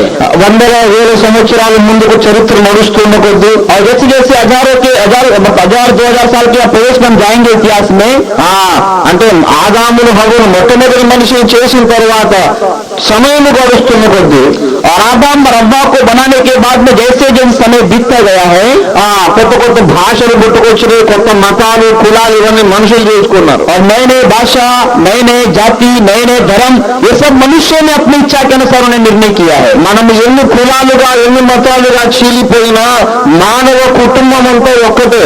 हम कितने भी जाति में विभाजन किया गया हो, कितने भाषा में हमारा विभाजन किया गया हो, लेकिन हम सभी एक ही मानव जाति के वंश में से आते हैं। నీకు ఇష్టం ఉన్నా లేకపోయినా ఒప్పుకొని తీరాల్సిన విషయం ఏంటంటే अगर आप विश्वास करें या ना करें, आप माने या ना माने, लेकिन आपको विश्वास करना होगा। అదేమిటంటే చైనా వాడు, అమెరికా వాడు, పాకిస్తాన్ వాడు, ఇండియా వాడు మనమందరం అన్నదమ్ములము. हम सभी लोग जो पाकिस्तान के हो या चाइना के हो, अमेरिका के हो, अफ्रीका के हो, भारत के हो, कोई भी हो, हम सब मनुष्य हैं, इसलिए हम सब लोग आपस में भाई बहन लोग हैं। అంటరాని వాడెవడు లేడు. और ऐसा जिसको छू नहीं सकते, ऐसा अछूत व्यक्ति दुनिया में कोई भी नहीं है। అంటరాని వాళ్ళు ఉన్నారు వాళ్ళు అని ఎవరైతే అంటున్నాడో వాడే అంటరానోడు. अगर कोई बोलता है कि वो लोग अछूत है करके बोलता है, तो वही वास्तव में अछूत व्यक्ति है जो दूसरों को अछूत करके बोलता है। వాని మనసుకు కుష్టు వచ్చింది, కుష్ఠరోగం వచ్చింది. इसके मन में, उसके दिमाग में कुष्ठ रोग लगा हुआ है।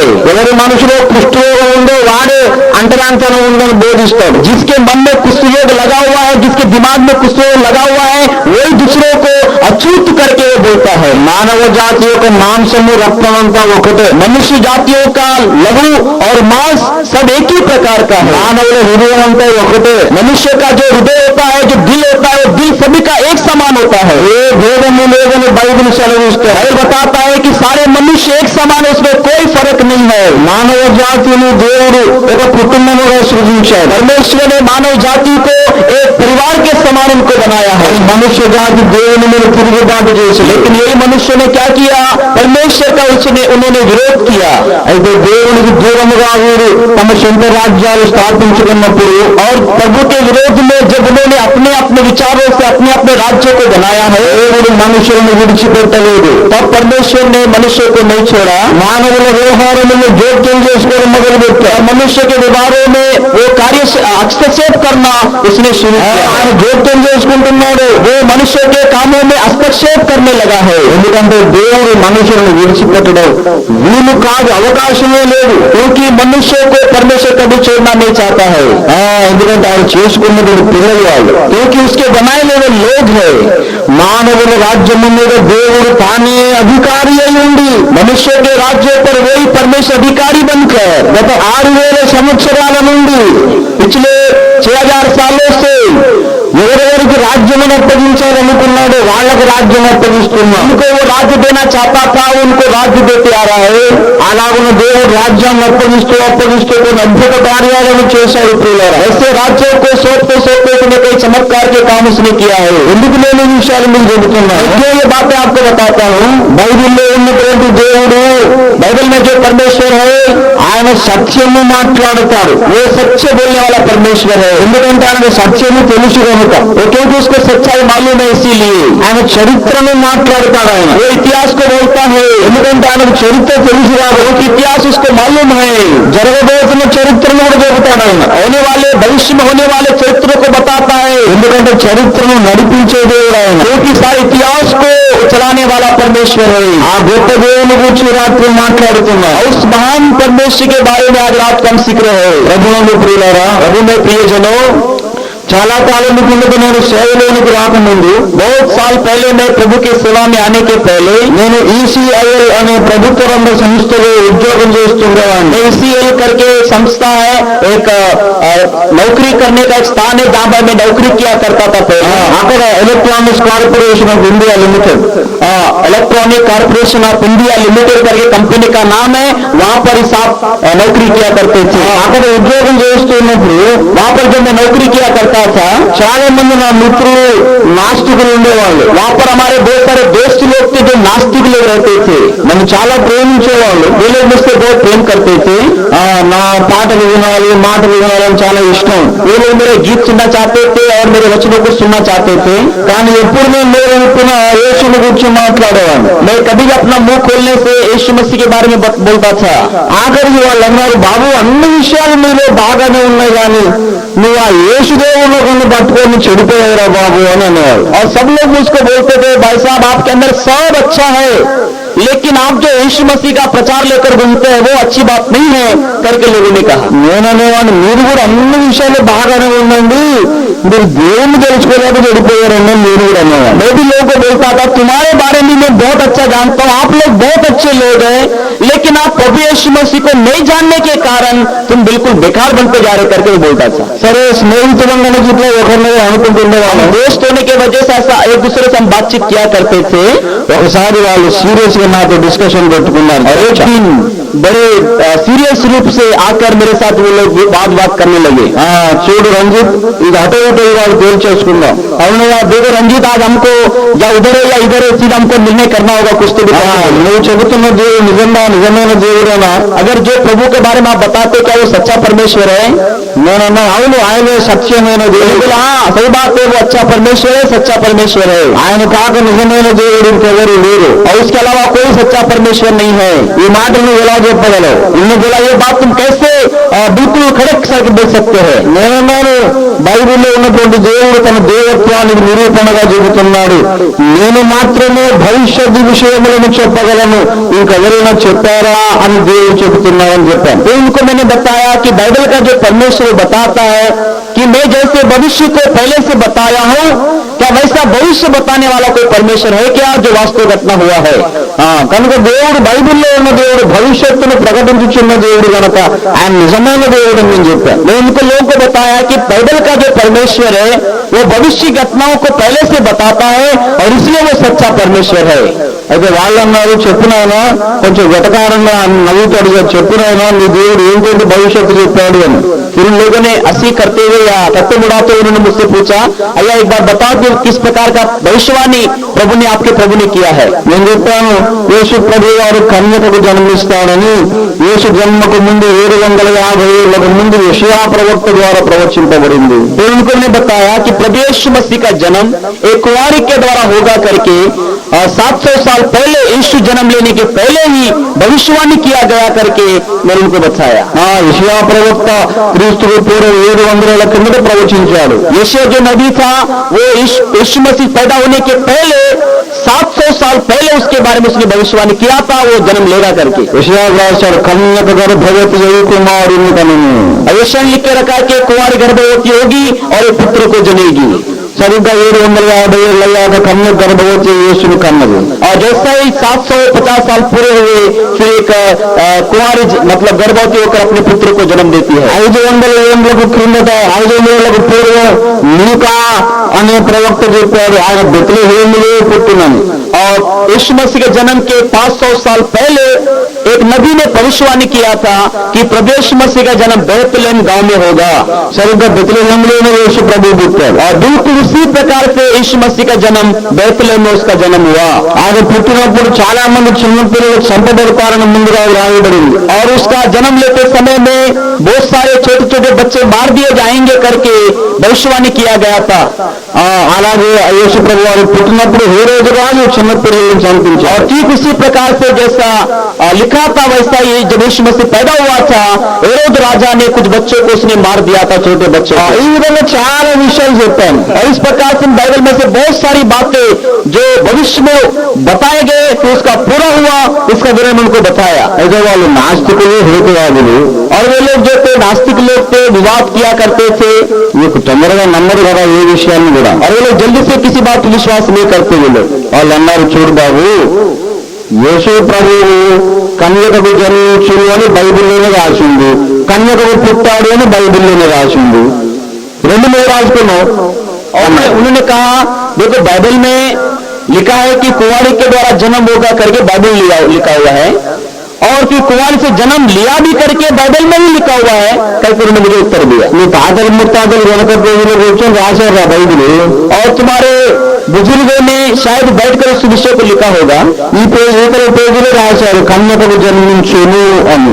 एक पेज में लिखा है कि वो कुंवारी से जन्म लेगा, ఇంకో 4 పేజీలు అయిపోయి దాటేసి కన్యకకు పుట్టాడు అని రాశారు। और 4 पेज के बाद फिर लिखा कि वो कुंवारी के द्वारा उसका जन्म हुआ है। ఈ మాత్రం బాగా జరిగితే మీరే నిజంగా అయిపోయారు। ये बातें तुम बता करके तुम्हारा प्रभु महान है करके बताता है क्या?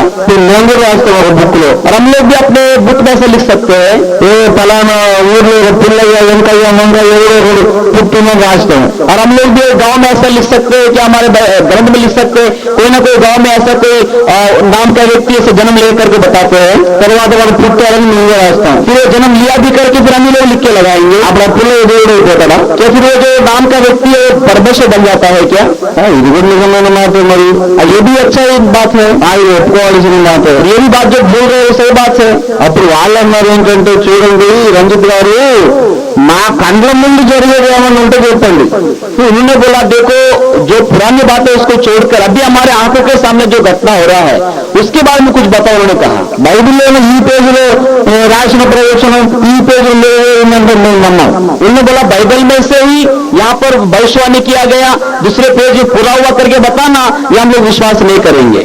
బైబిల్లో ఉన్న సంగతులు మా కళ్ళ ముందు నెరవేరాలి, అప్పుడు మేము నమ్ముతాం। तो उन्होंने बोला बाइबल में अगर जो घटना लिखे हैं होने वाले उनको अगर हमारे आंखों के सामने होते हुए हम पूरा देखेंगे तो फिर हम विश्वास कर सकते हैं। అప్పుడు నేను దేవుని వైపు చూశాను ఆత్మలో। तब मैं आत्मा में प्रभु की ओर देखा, ప్రభువా వీళ్ళకి ఏం సమాధానం చెప్పాలి? प्रभु मैं इनको क्या उत्तर दूं?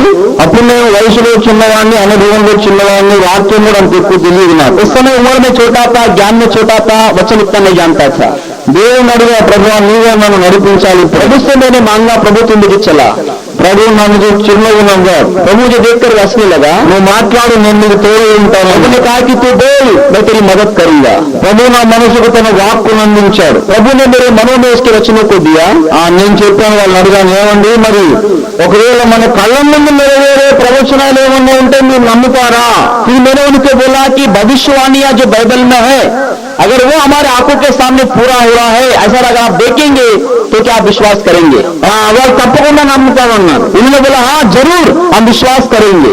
సరే, అలాగైతే జరగబోతున్న ప్రవచనం నాకు ఒకటి తెలుసు, దాన్ని మీ కళ్ళ ముందు చదివి వినిపిస్తానని చదివాను। तब मैं उनको बताया जो घटना होने वाली है उसके बारे में एक बात लिखा हुआ है, उसको पढ़कर मैं सुनाऊंगा। కంపెనీలోనే జరిగింది ఈ విషయం, మా ఫ్యాక్టరీలోనే। और हमारे कंपनी में ही ये घटना घटा है। ఎప్పుడు నా దగ్గర ఒక బైబిల్ ఉండేది, हमेशा मेरे पास एक बाइबल रहता था। ఆ బైబిల్ వాళ్ళ ముందు తెరిచి హెజ్కేలు గ్రంథము 38వ అధ్యాయం చదివి వినిపించాను। और उनमें से मैं पढ़कर सुनाया एचकेल उसका 38 अध्याय में से। ఆ హెజ్కేలు గ్రంథము 38వ అధ్యాయంలో ఏమని రాయబడి ఉన్నదంటే, एचकेल 38 अध्याय में क्या लिखा हुआ है? 3వ వచనం మీద రాయబడి ఉన్నది, చదువుతున్నాను గమనించండి। तीसरा वचन इस प्रकार लिखा है, कृपया पढ़िए। ప్రభువైన యెహోవా సెలవిచ్చినదేమనగా, రోషునకును మెషకునకును తుబాలుకును అధిపతులకు గోగు నేను నీకు విరోధులై ఉన్నాను। చదువు। और ये कहे ए गोग, ए रोश, मेशेक और तुबल के प्रधान परमेश्वर यहोवा यो कहता है, देख मैं तेरे विरुद्ध हूँ। ఇక్కడ చెప్పబడినటువంటి ఈ 3 పేర్లు రష్యా దేశమును సూచించుచున్నవి। ये जो नाम यहाँ पे दिए हैं ये सारे नाम जो है रसिया देश के बारे में लिखा हुआ है। రోష్ అనేది రష్యా అనే పదానికి ఒరిజినల్ నేమ్। ప్రాచీన కాలం, పాత కాలంలో రష్యా రోష్ అని పిలువబడేది। जो रोश करके जो शब्द दिया हुआ है वो प्राचीन काल में उसको रोश नामक से रशिया को लोग जानते थे। మిషక్ అనే పదము రాను రాను మాస్కో అయింది। मेशेक नामक जो वचन यहाँ पर आने वाले दिनों में वो मास्को करके बदल गया है। తుబాలు అనే పేరు రాను రాను టుబెల్స్కీ అనే పేరు మారిపోయింది. तुबल करके जो गांव है लिखा वहां पर तुबल स्कीन करके बाद में नाम चेंज हुआ है। ఈనాడు రష్యా దేశంలో టుబెల్స్కీ అనే నగరం ఉన్నది. आज भी रशिया में तुबल्स्की करके गांव है, మాస్కో అనే నగరం ఉన్నది. मास्को करके गांव भी वहां पर है। ఇవన్నీ కలిసి రష్యా అనే దేశంలో ఉన్నది. और ये सारी बातें रशिया में रशिया देश में है। ఈ అధ్యాయంలో ఎహెజ్కేలు 38లో రష్యా దేశమును గురించిన ప్రవచనము రాయబడి ఉన్నది. और ये पूरे अध्याय में रसिया देश के बारे में इतिहास लिखा हुआ है। ఎహెజ్కేలు ప్రవచన గ్రంథం 38వ అధ్యాయం एचकेल के 38 अध्याय में అంత్యకాలములో జరగబోచున్న ఒక సంఘటనను ముందుగా ప్రవచించుచున్నది. अंतिम दिनों में जो घटना होने वाली है उनमें से एक घटना का विवरण यहाँ पर लिखा हुआ है। అంత్య దినములలో జరగబోచున్న ఈ ప్రవచనాన్ని నా నాస్తిక మిత్రులకు చదివి వినిపించాను. और ये अंतिम दिनों में जो घटना होने वाला है उसके बारे में अपने नास्तिक मित्रों को इन वचनों को पढ़कर सुनाया। నేను చెప్పాను, మీరు రాసి పెట్టుకోండి. मैंने बोला ये बातों को तुम लिख के लगा लो। ఇదిగో ఈ ప్రవచనము నెరవేరినప్పుడే నా యేసుక్రీస్తే లోక రక్షకుడని మీరు నన్ను బాప్తిస్మం పొందండి అని చెప్పాను. मैंने बोला कि जब ये भविष्यवाणी पूरा होगा तब आप लोग मेरे प्रवेश में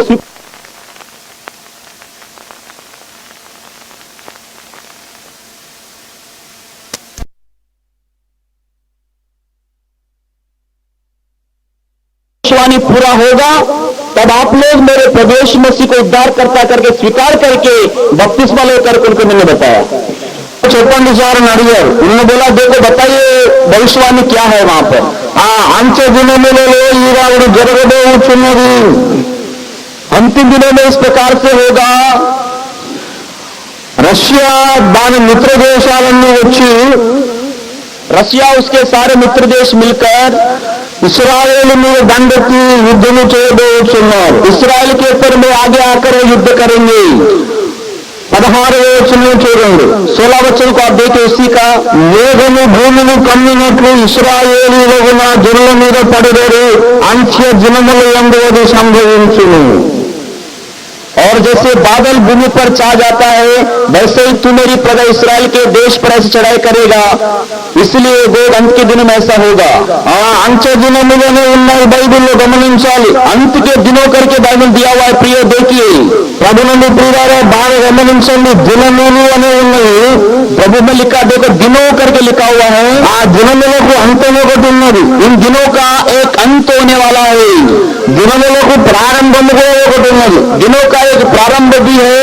మానవ జాతి చరిత్రకు ప్రారంభం ఉన్నది, అంతము కూడా ఉన్నది. मनुष्य के इतिहास का प्रारंभ भी है और उसका एक समाप्ति भी है। మానవ జాతి చరిత్రను మొదలుపెట్టిన వాడు దేవుడే, దాన్ని ముగించేవాడు కూడా దేవుడే. मानव इतिहास को प्रारंभ करने वाला परमेश्वरी है और उसको समाप्त करने वाला परमेश्वरी है। ఏ దేవుడైతే మానవ చరిత్రను మొదలుపెట్టాడో, ఏ దేవుడైతే ముగించబోతున్నాడో ఆ దేవుడే ఈ బైబిల్ గ్రంథ పుటలలో మనకు ప్రత్యక్షమవుతున్నాడు. और जो मनुष्य ने मनुष्य के इतिहास को प्रारंभ किया है और उसको जो समाप्त करने जा रहा है वही ये इस बाइबल ग्रंथ का परमेश्वर करके हम यहाँ पर देखते हैं। ఈ బైబిల్లోని దేవుడే మానవ జాతిని ప్రారంభించాడు, జాతి చరిత్రను ముగించబోతున్నాడు కనుక ఆయన మొదలును గూర్చి అంతమును గూర్చి మనం చెప్పగలుగుతున్నాడు. और ये बाइबल का जो परमेश्वर है यही मनुष्य के इतिहास को जानता है और इसलिए उसकी शुरुआत और उनके अंत को वो बताता है।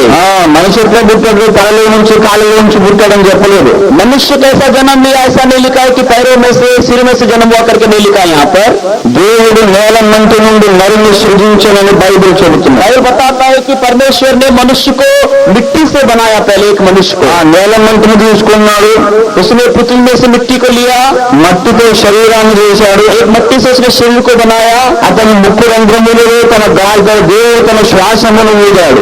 और उसके नथुनों में अपने श्वास को उसने फूंक दिया। అప్పుడు నా మానవుని లోపల ఆత్మ అనేది సృజింపబడింది. तब मनुष्य के अंदर में एक आत्मा का उत्पन्न हुआ।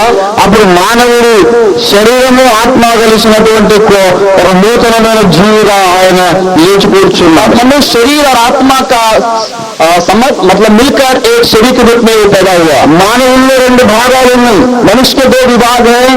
భూమిలో నుంచి వచ్చింది ఒక భాగం, దేవునిలో నుంచి వచ్చింది ఒక భాగం. पृथ्वी में से आने वाला एक भाग है और प्रभु की ओर से आने वाला भी एक भाग है। భూమి నుంచి వచ్చింది శరీరం, దేవుని నుంచి వచ్చింది ఆత్మ. पृथ्वी के ऊपर से आने वाला शरीर है और प्रभु की ओर से जो आया है वो आत्मा है। ఈ రెండు కలిసినప్పుడు ప్రాణం అనేది మూడోది ఒకటి పుట్టింది. और ये दोनों जब मुलाकात हुए तो उसमें से प्राण नामक ये शब्द निकला। కనుక మానవుడు ఒక త్రిత్వము. और इसलिए मनुष्य जो है त्रिएक बन गया। మానవుని యొక్క ఆత్మ, శరీరము, ప్రాణం మూడు ఉన్నాయి. मनुष्य में तीन बातें मिलते हैं, एक शरीर है, एक प्राण है और एक आत्मा है। అందుకే మానవుడు చచ్చిపోయినప్పుడు इसलिए जब मनुष्य मर जाता है, మన్నైనది వెనుకటి వలన మట్టికి చేరును. जैसे मट्टी से बनाया गया शरीर है वो फिर से मट्टी में मिल जाएगा। ఆత్మ దానిపై చేసిన దేవుని వద్దకు వెళ్ళిపోయింది. और आत्मा जो प्रभु ने उनको दिया है उस आत्मा प्रभु के पास जाएगा। ఖచ్చితంగా చరిత్ర చెబుతున్నాడు దేవుడు బైబిల్లో. ये बाइबल का पूरा इतिहास परमेश्वर बताता है। ఏదో చమత్కారపు కథలు కాదు. यहाँ पर कोई चमत्कार की कहानियां नहीं लिखे हैं, యాక్చువల్ హిస్టరీ. ये वास्तविक घटना यहाँ ప్రభు में ప్రియ జాతి, మానవ జాతి చరిత్ర ప్రారంభమును దేవుడు చెప్పినట్లే मानव जाति के प्रारंभ को जैसे प्रभु ने बताया, మానవ చరిత్ర ముగింపును గురించి కూడా చెబుతున్నాడు. मनुष्य जाति के अंत को भी वो बताता है। జాతి చరిత్రను మొదలుపెట్టడానికి దేవుడు భూమి మీదకి వచ్చాడు. मनुष्य जाति को शुरू करने के लिए पृथ्वी पर आया। మానవ జాతి చరిత్రను ముగించడానికి కూడా ఆ దేవుడు మళ్ళా భూమి మీదకి వస్తాడు. मानव जाति को समाप्त करने के लिए भी एक दिन पृथ्वी पर आने वाला है। ఆయన మేఘారూఢుడై వచ్చుచున్నాడు. वो बादलों पर होकर आ रहा है, ప్రతి నేత్రము ఆయనను చూచును. अरे आंख उसको देखेगी। నాస్తికులు కూడా ఆయన్ని చూస్తారు. नास्तिक लोग उसको देखेंगे। దేవుడు లేడనే వాళ్ళు ఆయన్ని చూస్తారు. वो लोग बोलते प्रभु नहीं है करके वो लोग भी उसको देखेंगे। ఈయన దేవుడు కాడని సొంత దేవతలను కల్పించుకున్న వాళ్ళు కూడా అసలైన దేవుణ్ణి చూస్తారు. और जो यीशु परमेश्वर नहीं करके बोलते हैं अपनी देवता है, वैसे लोग भी उनको देखेंगे। కానీ ఆయన చూసినప్పుడు लेकिन जब उसको देखेंगे ఆయన ప్రచండ స్వరూపములు, భయంకర స్వరూపంలో ఉంటాడు. और एक बहुत ही भयानक स्वरूप में उस समय दिखाई देगा। ఆయన అప్పుడు కరుణామయుడుగా రాడు. उस समय दयालु बनकर नहीं आएगा, నమ్మని వారికి శిక్ష విధించడానికి వస్తాడు. लेकिन जो लोग उस पर विश्वास नहीं करते उनको सजा देने के लिए आने वाला है। అందుచేత इसलिए ఆయన రాకముందే ఆయనను గూర్చి సరైన అవగాహన, విశ్వాసము కలిగి ఉండాలని ఈ రాత్రి కాలం మిమ్మల్ని మనవి చేస్తున్నాను. मैं आप लोगों से अनुरोध करता हूँ, वो प्रवेश मसीह दुनिया में आने के पहले आप इस परमेश्वर को जान लीजिए, पहचान लीजिए, समझ लीजिए। దేవుని గూర్చి నవ్వుతూ అవహేళన చేస్తూ గేలి చేస్తూ ఉండడానికి ఇంకా మీకు ఎక్కువ సమయం లేదు. अभी आपके पास और अभी समय नहीं है कि आप प्रभु के बारे में पत्ते उड़ाए, उसको नुक्ताचीनी करे या उसको यूं ही निकाल दे। బైబిల్లో ఉన్న దేవుడు ఎటువంటి దేవుడో ఎవరో మీరు పరిశోధన చేయండి. बाइबल का जो परमेश्वर है वो किस प्रकार का परमेश्वर है, इसके विषय में आप जांच कर परख कर देख लीजिए। శాస్త్రీయంగా పరిశోధన చేయండి. आप जैसे वैज्ञानिकों के समान इस परमेश्वर को आप परख कर देखिए। మీరు పరిశోధన చేస్తే సత్య దేవుడు ఎవరో మీకు అర్థమైపోతుంది. अगर आप परीक्षा करेंगे, आप परीक्षण करेंगे, जांच करेंगे तो आपको मालूम होगा कि सच्चा परमेश्वर कौन है। కానీ పరిశోధించకపోతే మాత్రం రేపు మీరు దేవుడి ఉగ్రతను తప్పించుకోలేరు. लेकिन अगर आप प्रभु को आज नहीं पहचानेंगे तो एक दिन आप प्रभु के गुस्से के सामने, क्रोध के सामने आपको खड़ा रहना पड़ेगा। ఎవరైతే పరిశోధన చేస్తున్నారో, अजलोगे जांच पड़ताल करते हैं, వారికి సహాయకరంగా ఉండడానికి కొన్ని వాస్తవాలు నేను చెబుతున్నాను. उनको सहायता के रूप में मैं कुछ बातें आपको बताना चाहता हूं। అంత్య దినములలో జరగబోచున్న ఒక రాజకీయ సంఘటన, अंतिम दिनों में जो घटना होने वाली उसमें से एक राजकीय घटना, అదేంటో తెలుసా? वो क्या है मालूम है आपको? రష్యా దేశము ఇజ్రాయేలు మీదకి దండెత్తి రాబోచున్నది. रसिया देश इस्राएल के ऊपर में वो चढ़कर आने वाला है। రష్యా ఇస్రాయేలు మీద దండెత్తే యుద్ధాన్ని గురించి మనం ఆలోచిస్తే చాలా విచిత్రమైన సంగతులు బయటపడతాయి. बाइबल में बहुत सारी बातें विचित्र लिखा हुआ है। जिस युद्ध के बारे में देखेंगे, रसिया इस्राएल के ऊपर कैसे युद्ध करेगा। రష్యా ఒక్కటే కాదండి, रसिया एक नहीं है, రష్యాతో పాటు పారసీక దేశము కూడా వస్తుందట. उसके साथ पारसी का देश भी आगे करके लिखा है। రష్యాతో పాటు జర్మనీ కూడా వస్తుందట. जर्मनी भी आगे करके लिखा हुआ है।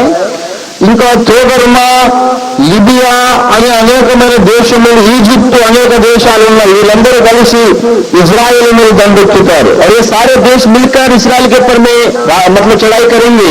ప్రాచీన కాలంలో గోమెరు అనేది ఒకటి ఉన్నది.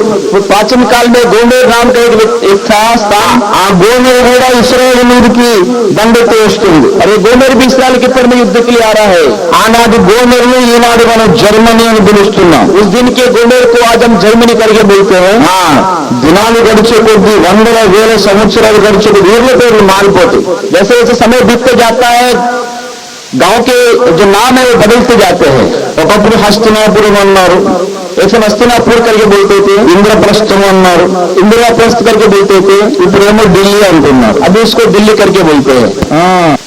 ఒకప్పుడు చెన్నపట్నం అనేది ఉంది. पहले चन्नापट्टनम करके गांव था। ఆ చెన్నపట్నం పేరు తర్వాత మద్రాస్ అయింది. उसके बाद फिर उसको मद्रास कर लोगों ने बोला। ఇప్పుడు మళ్ళా దాని పేరు మార్చి చెన్నై అని పెట్టారు. फिर उसके बाद नाम चेंज करके चेन्नई करके उसको बोलते हैं। అలాగే ఎన్నో విషయాలు, ఎన్నో ఊర్ల పేర్లు మారిపోతుంటాయి. इस प्रकार से लोग अपनी सुविधा के अनुसार लोग उसको नाम चेंज कर देते हैं। ఇప్పుడు ఏపీ ఎక్స్ప్రెస్ లో మేము వచ్చేటప్పుడు మధ్యలో కాజీపేట జంక్షన్ వస్తుంది. हम जब एपी एक्सप्रेस में आ रहे थे तो बीच में काजीपेट जंक्शन आता है। అక్కడ వరంగల్, హనుమకొండ, 3 నగరాలు, ట్రై సిటీస్, త్రినగరములు అంటారు. वहाँ पर त्रिनगर करके वहाँ पर दिया हुआ है। 3 गांव बड़े बड़े वहाँ पर है, काजीपेट, वरंगल, हनुमకొండ करके। నేను పుట్టింది అక్కడ వరంగల్లోనే. मेरा जो जन्म है वरंगल में हुआ है। వరంగల్ పేరు ప్రాచీన కాలంలో ఓరుగల్. वरंगल का जो पुराना नाम था ओरगल करके नाम था। ఓరుగల్ పోయి ఇప్పుడు వరంగల్ అయింది. ओरगल जाकर इसको वरंगल करके लोग बोलते हैं। దినాలు మారే కొద్దీ ఊర్ల పేర్లు మారిపోతాయి. जैसे दिन बीतते जाते हैं तो गांव के नाम भी बदलते जाते हैं। ముంబై मुंबई हो गया अभी। తెల్లూరు వచ్చి అప్పుడు వాడికి నూరు జరగక బొంబాయి అన్నాడు. और जो सफेद आदमी आया था उस समय में वो मुंबई नहीं बोल सकता, इसलिए शायद वो बॉम्बे करके बोल दिया था। बम्बई అంటే बम्बई नहीं रहता भाई, हमारा ओरिजिनल नाम मुंबई है, हमको मुंबई करके बोला, मम्मी मुंबई అని దాని పేరు మార్చి. फिर उन्होंने बोला कि बॉम्बे करके हमारा नाम नहीं है, मुंबई करके हमारा नाम है, इसलिए मुंबई करके बोलो करके फिर वो मुंबई बोलने लगा। ఏళ్ళు గడిచే కొద్ది ఊర్ల పేర్లు మారిపోతాయి. समय बीतते हुए गांव के नाम भी बदलते जाते हैं। దేశాల పేర్లు మారిపోతాయి. देशों के नाम बदलते जाते हैं। అలాగే उसी प्रकार से రోషు అనే దేశము ఈనాడు రష్యా అయింది. रूस नामक जो देश बाइबल में दिया है वो रशिया आज है। పారసీక దేశము ఈనాడు ఇరాన్ అయింది. पारसी का जो देश है वो ईरान आज बन गया है। గోమెరు అనే దేశం ఈనాడు జర్మనీ అయింది. गोमेर नामक जो देश है आज वो जर्मनी है। పూతు అనే దేశం ఈనాడు లిబియా అయింది. पूतु अने देश का नाम है वो लिबिया आज बन गया है। ఈ రీతిగా అనేకమైనటువంటి దేశములు కలిసి ఇశ్రాయేలు మీదకి దండెత్తి వస్తాయి. इस प्रकार के सारे देश मिलकर इसराइल के ऊपर में और चढ़ाई करेंगे ऐसा लिखा है। 1978 సంవత్సరంలో ఈ వాదన జరుగుతుంది. 1978 में ये हमारा वादविवाद चल रहा था उस समय। ఈసీఐలో ఉద్యోగం చేస్తున్నాను చెప్పే కదా. ईसीआई में उस समय काम कर रहा था करके मैंने आपको पहले बताया। నా నాస్తిక మిత్రులు అంటున్నారు, మా కళ్ళ ముందు ఏదన్నా ప్రవచనం నెరవేరితే మేము నమ్ముకుంటాం బాగుంది. मैं नास्तिक के लोग बोल रहे थे, दोस्त लोग, कि अगर हमारे सामने बाइबल का घटना पूरा होगा कोई भी तो हम लोग विश्वास करेंगे। అయితే నేను చెప్పాను, రష్యా ఇజ్రాయెల్ మీద దండెత్తి వస్తుందని బైబిల్లో రాయబడి ఉన్నది కనుక అది ఎప్పుడో జరుగుతుందో ఆ రోజన్నా మీరు యేసు నిజమైన దేవుడిని నన్ను బాప్తిస్మం పొందండి అని చెప్పారు. हमें उनको बताया कि एक दिन ऐसा होगा कि रशिया जो देश इसराइल का विरोध करेगा, चढ़ाई करेगा, तो इस दिन आप विश्वास करो बपतिस्मा लो करके उनको मैंने बताया। అయితే అప్పుడు వాళ్ళు అన్నారు, సరే ఆ యుద్ధం వివరమంతా చెప్పు మాకంటే చెబుతా పోయాను. और युद्ध के बारे में बताओ करके बोलने से फिर मैं पूरा विवरण उनको बता दिया। రష్యాతో పాటు ఇరాన్ కూడా దండెత్తి వస్తుంది ఇజ్రాయెల్ మీదకి. ईरान भी उसके साथ मिलकर चढ़ाई करने आएगा। రష్యాకు ఇరాన్ సైనిక మిత్రదేశం అయిపోతుంది. और ईरान जो है रशिया के लिए मददगार बनेगा। నా మిత్రులు అన్నారు, ఇట్స్ ఇంపాసిబుల్, ఇది అసాధ్యం అన్నారు. मेरे दोस्तों ने कहा कि ये बहुत असाध्य बात है, ये कभी नहीं हो सकता, ऐसी बातें करके वो लोगों ने। ఇరాన్ దేశము రష్యా దేశం మిత్ర దేశాలు కావడం ఏంటండి, అలా ఎన్నటికీ జరగదన్నారు. उन्होंने कहा कि ईरान और रशिया कभी भी मित्र देश नहीं बन सकते, वो असाध्य बात है। ఎందుకంటే 78లో ఇరాన్ ను షా ఆఫ్ ఇరాన్ పరిపాలిస్తున్నారు. क्योंकि 78 वर्ष में शाह ईरान करके जो राजा था उस समय ईरान का राज चला रहा था। షా ఆఫ్ ఇరాన్ పరిపాలిస్తున్న రోజుల్లో ఇరాన్ అమెరికాకు మిత్ర దేశం. और शाह ऑफ ईरान जब उस समय राज कर रहा था, उस समय में ईरान जो था अमेरिका के साथ में मित्र था। రష్యా ఇరాన్ కు మధ్యలో పచ్చగడ్డ అయితే భగ్గుమనేది అంత శత్రుత్వం. और रशिया और ईरान के बीच में अगर कोई हरी घास भी डालेगा तो वो जलकर राख होता था, అంత శత్రుత్వం ఉండేది. इतना विरोध आपस में उनका था। రష్యా ఇరాన్ శత్రు దేశాలు.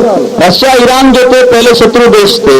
ఇరాన్ అమెరికాకు మిత్ర దేశం. ईरान जो अमेरिका का मित्र देश था। కానీ బైబిల్ చెబుతోంది, बाइबल बताता है ఇరాన్ మారిపోతుంది, ईरान बदल जाएगा। ఇరాన్ అమెరికా మిత్ర దేశంలో ఉండదు.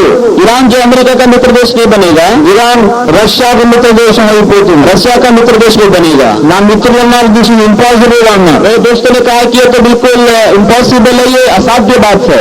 ఎందుకు ఇంపాసిబుల్ అని అడిగా. मैंने बोला ये क्यों असाध्य बात है? దేవుడు చెప్పారు, జరిగి తీరుతుంది. मैंने बोला प्रभु ने कहा तो ये पूरा जरूर होगा।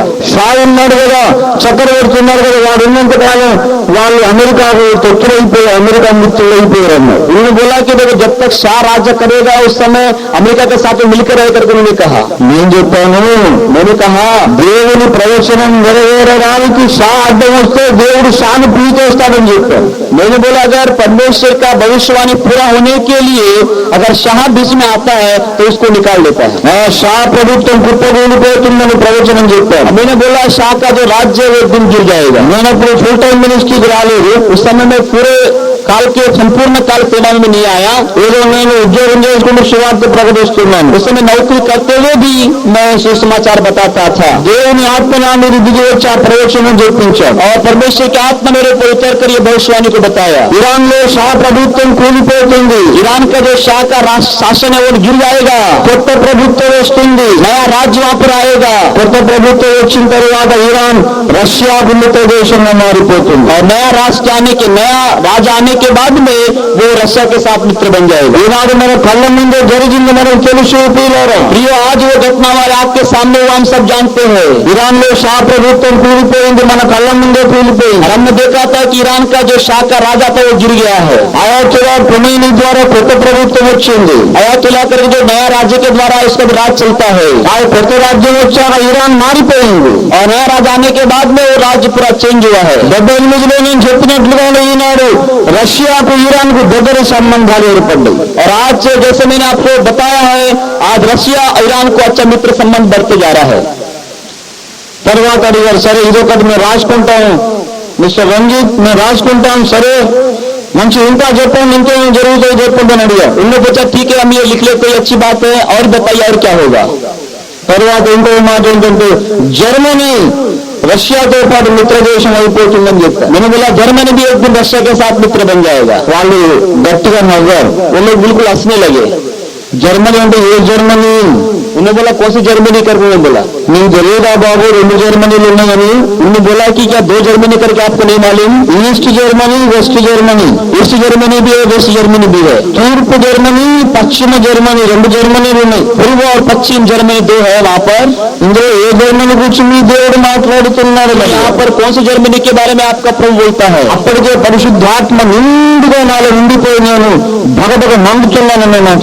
उस समय पवित्र आत्मा से भरकर मैं बिल्कुल जल रहा था उस समय में। ఆ పరిశుద్ధాత్మ అగ్ని ఆవేశంతో నేను చెప్పాను. और पवित्र आत्मा के अग्नि से मैं उससे बोलने लगा। అనవసరంగా నవ్వకండి, రేపు ఏడవాల్సి వస్తుంది. मैंने बोला देखो हंसी मजाक मत करो, एक दिन तुमको रोना पड़ेगा। దేవుని గ్రంథముల గురించి మాట్లాడుతున్న మనుషుల గురించి కాదు. हम प्रभु के वचन के बारे में बोल रहे हैं, मनुष्य के बारे में। జాగ్రత్త, దేవుని సత్యం ప్రకటిస్తుందని వినండి. प्रिय प्रभु के सच्चाई को बता रहा हूं, आप सुनिए। ఇప్పుడు మీ కళ్ళ ముందు 2 జర్మనీలు ఉండొచ్చు.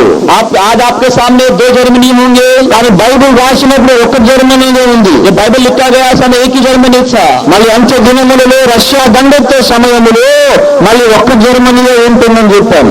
जब रशिया आक्रमण करेगा उस समय एक ही जर्मनी रह करके उनको बताया। వాళ్ళు అన్నారంటే అర్థమైంది రంజిత్ గారు, 2 జర్మనీ ఒకటైపోతాయా అని అడిగారు. उन्होंने बोला क्या 2 जर्मनी जो विभाग है क्या एक बन जाएगा? అవును, నిజంగా జరిగిపోతుంది. అలాగే దేవుని ఆత్మావేశంతో చెబుతున్నాను, తూర్పు జర్మనీ, పశ్చిమ జర్మనీ ఏక జర్మనీ అయిపోతాయని నేను చెప్పాను. फिर उनको बताइए सही बात है, जरूर एक दिन ये दोनों जो अलग अलग जर्मनी है वो एक जर्मनी के रूप में बन जाएगा। వాళ్ళు అన్నారు ఎప్పటికీ జరగదు రంజిత్ గారు. उन्होंने बोला कि ये कभी भी नहीं होगा, ये बिल्कुल कठिन बात है। దట్స్ ఇంపాసిబుల్, అది అసంభవం. कठिन है, असंभव है करके उन्होंने बताया। ఎందుకు అసంభవము? क्यों असंभव है ये? తూర్పు జర్మనీ पूर्व जो जर्मनी है రష్యాకు మిత్ర దేశం అయిపోయింది. वो रशिया के साथ मित्र बन गया। పశ్చిమ జర్మనీ पश्चिम जर्मनी जो है అమెరికాకు మిత్ర దేశం అయిపోయింది. अमेरिका का मित्र बन गया है। ఈ రెండింటి మధ్యలో బెర్లిన్ వాల్ ఒకటి కట్టుకున్నారు. और ये दोनों के बीच में एक दीवार वो लोग बना रहे हैं। పెద్ద వాల్, చాలా 50-60 సంవత్సరాల నుంచి ఉంది ఆ గోడ. और ये बहुत कई 50-60 साल से वो दीवार उन्होंने बना लिया है। చాలా పెద్ద గోడ, రెండు దేశములను విభజించినటువంటి గోడ. और ये दीवार ऐसा है जो दो देश को अलग अलग कर देता है। తూర్పు జర్మనీలో చాలా బీద దేశం అది. पूर्व जर्मनी के जो लोग हैं बहुत गरीब लोग हैं। పశ్చిమ జర్మనీ బాగా సంపన్న దేశం అయిపోయింది. पश्चिम जर्मनी जो लोग हैं बहुत धनवान लोग हैं। ఎవరైనా తూర్పు జర్మనీ పశ్చిమ జర్మనీ నుంచి దాటిపోవాలని ప్రయత్నం చేస్తే వాళ్ళు కాల్చి చంపాడు, పుట్టలను కాల్చినట్టు. अगर कोई पूर्व जर्मनी से पश्चिम में जाएंगे तो उनको जला देते पक्षियों के समान। కాల్చి షూట్ చేసి చంపేస్తారు. उनको शूट करके मार देते थे। భయంకరమైన శత్రు దేశాల రెండు. और दोनों भी आपस में बहुत शत्रु भाव रखते थे। వాళ్ళు ఆ దేశం నుంచి ఇక్కడికి వచ్చేది లేదు, ఈ దేశం నుంచి అక్కడికి వచ్చేది లేదు. और वे लोग इस देश में वहां नहीं जा सकते, वहां के लोग यहाँ पर नहीं आ सकते। రెండు జర్మనీలు ఒకటి ఎట్లా అవుతాయండి? फिर ये दो जर्मनी एक कैसे बनेंगे? మధ్యలో గోడ కట్టుకున్నారు వాళ్ళు. बीच में उन्होंने दीवार को बनाया है। నేను చెప్పాను దేవుడు ఆ గోడను పగలగొడతాడని చెప్పాను. मैंने बोला प्रभु चाहे तो दीवार गिरा सकता है। దేవుడు ఆ గోడను కూల్చి పారవేసి, లోయను పూడ్చివేసి రెండు దేశాలు ఏకం చేస్తారని చెప్పారు. मैंने बताया कि प्रभु दीवार को गिरा कर दो देश अलग देश को एक कर देगा।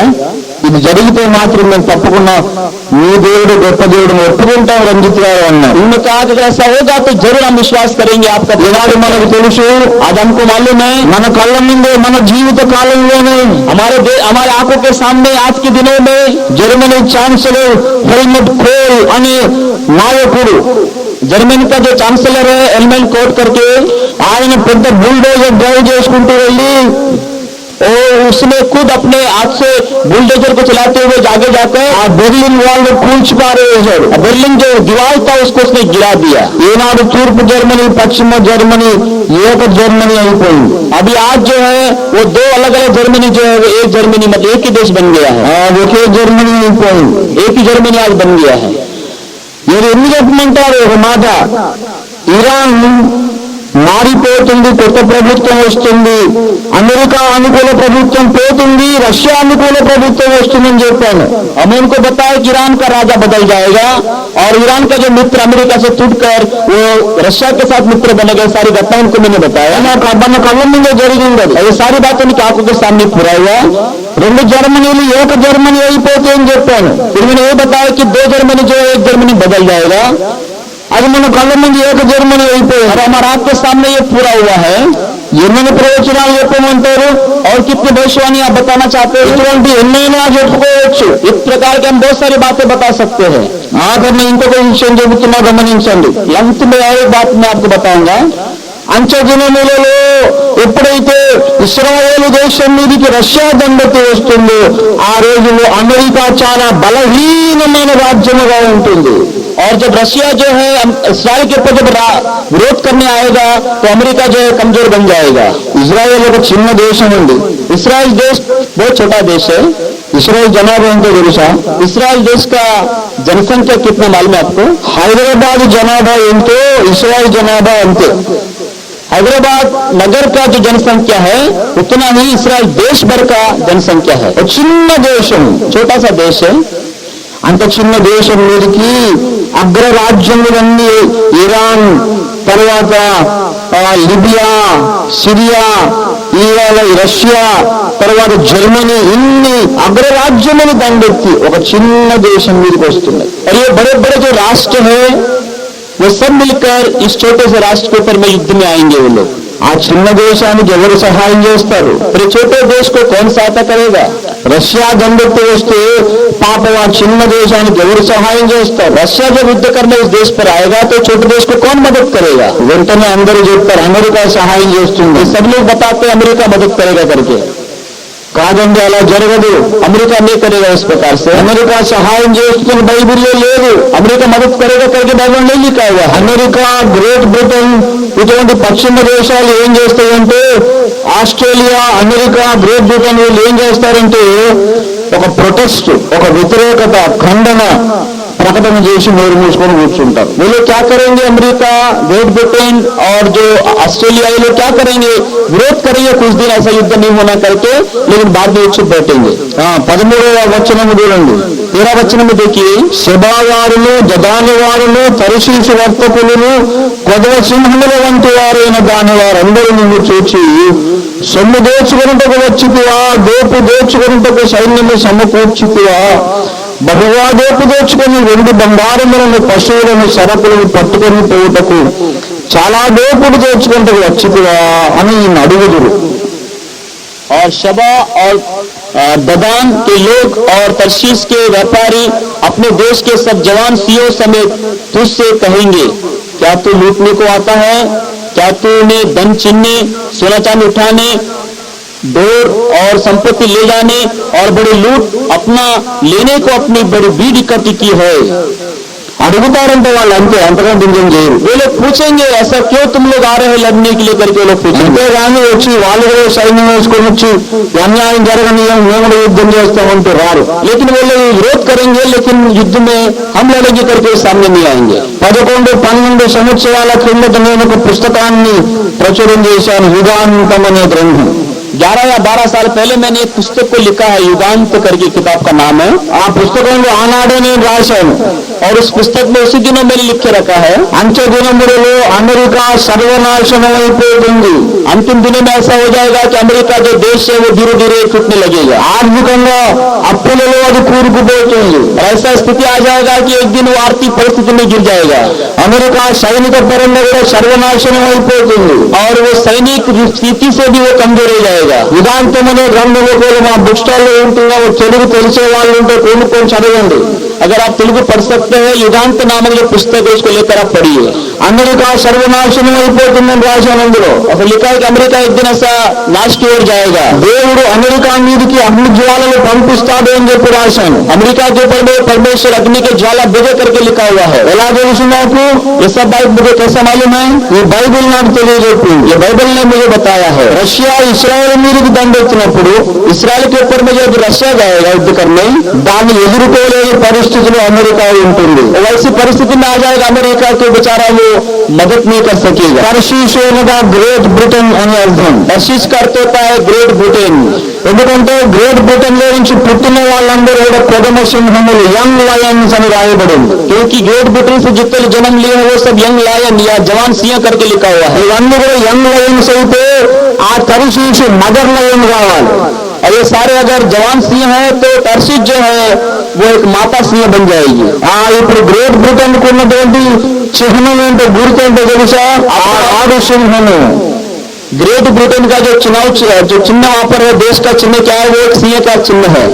ఒక్కొక్క దేశానికి ఒక్కొక్క చిహ్నం ఉంటుంది, ఒక జంతువు పక్షి. हर एक देश का एक चिन्ह होता है, चाहे जंतु के रूप में चाहे पक्षी के रूप में हो। దాని సింగపూర్ అనే ఒక దేశం ఉంది, सिंगापुर नामक एक देश है, దానికి కూడా సింహమే దాని చిహ్నం. उसका भी सिंह का चिन्ह है। కానీ ఆ చిహ్నము మగసింహం. సింగపూర్కి ఏమో జూన్ ఉండే మగసింహం. और सिंगापुर का जो सिंह है वो जवान सिंह, मतलब एक प्रकार से पुरुष सिंह करके दिया हुआ है। కానీ గ్రేట్ బ్రిటన్ కి మాత్రం ఆడసింహము. लेकिन ग्रेट ब्रिटेन का जो है वो मतलब क्या बोलना चाहिए उसको, स्त्री सिंह करके दिया है। సింహి ఆడసింహం అని. ఎందుకంటే తల్లి సింహం అన్నమాట, దాని పిల్లలు పెట్టే సింహం. मतलब माँ बच्चों को देने वाला सिंह करके उसका अर्थ होता है।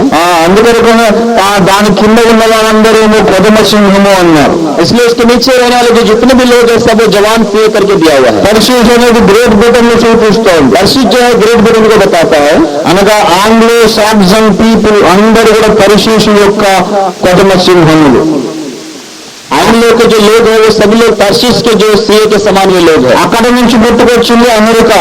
वहीं से जो जन्म लिए हैं वे लोग अमेरिकी लोग हैं। అక్కడ నుండి పుట్టుకొచ్చింది ఆస్ట్రేలియా. वहीं से पैदा होने वाले लोग ऑस्ट्रेलिया है। వీళ్ళందరూ కూడా ఈ యూరోపియన్ కంట్రీస్ నుంచి వాళ్ళు వలస పోయి అమెరికాలో ఆస్ట్రేలియా స్థిరపడ్డారు. और ये सभी लोग जो है वहां से निकल कर वो अमेरिका में जाके सेटल हो गए। ఈ విషయంలో మీరు ఎక్కువ మనస్సును మీరు బాధ పెట్టుకోకండి, దాని గురించి మీరు బుర్రబద్దలు కొట్టుకోకండి. ये सारी बातों को ज्यादा सोच कर अपना दिमाग मत खराब कर लीजिए। కానీ తర్షీషు అనగా గ్రేట్ బ్రిటన్ దాని యొక్క మిత్ర దేశాలు. तर्शीश यानी ग्रेट ब्रिटेन उसके मित्र देश है। అమెరికా దాని కిందకే వస్తుంది, ఆస్ట్రేలియా దాని కిందకే వస్తుంది. अमेरिका उसके नीचे आ जाएगा, ऑस्ट्रेलिया उसके नीचे आ जाएगा। ఈ వీళ్ళు పరిశీలించి కొదమ సింహములు ఏం చేస్తారట? पर्सिस के सिंह क्या करेंगे? ఏ రష్యాను ఎందుకు దండెత్తి వేస్తున్నావని అడుగుతారంట. वो रशिया को बोलेंगे भैया तू क्यों इतना युद्ध करने आ रहा है? They won't fight a battle. लेकिन वो युद्ध नहीं करेंगे। కారణం ఏమిటి? कारण क्या है? వాళ్ళు సైనికంగా ఆర్థికంగా బలహీన స్థితిలో ఉంటారు. वो सैनिक दृष्टि से, आर्थिक दृष्टि से वो कमजोर रहेंगे। మీకు ఇంకొక ఆశ్చర్యకరమైన విషయం చెబుతాను. और एक आश्चर्यचकित बात बताऊंगा। రష్యాకు ఇతర దేశముల సహాయం ఎందుకు కావాల్సి వచ్చింది? रशिया को दूसरे देशों का सहायता क्यों होना चाहिए? ఇరాన్, జర్మనీ, లిబియా ఎందుకు కావాల్సి వచ్చింది? ईरान, जर्मनी, लीबिया का सहायता क्यों होना चाहिए? ఎందుకంటే రష్యా కూడా పతనమైపోతుంది, పడిపోతుందని చెప్పాను. क्योंकि रशिया भी गिर जाएगा करके मैंने आपको बताया। ఇవన్నీ 78లో నేను చెప్పిన ప్రవచనాలు. ये सारी बातें जो 78 में मैं भविष्यवाणी किया था उसके बारे में। రష్యా కుప్పకూలిపోతుంది, रशिया एक दिन गिर जाएगा। సోవియట్ యూనియన్ చాలా బలహీనమై కుప్పకూలిపోయి చెల్లా చెదురైపోతుంది. सोवियत यूनियन जो रशिया बड़ा देश था एक दिन गिर जाएगा। 78లో రష్యా చాలా బలమైన దేశం.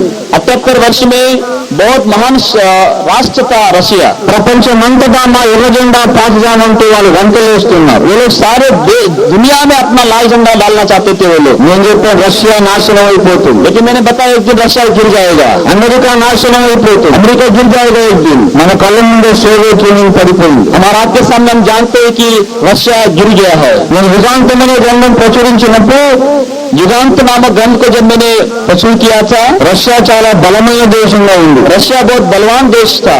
తర్వాత గోర్బచేవ్ హయాంలో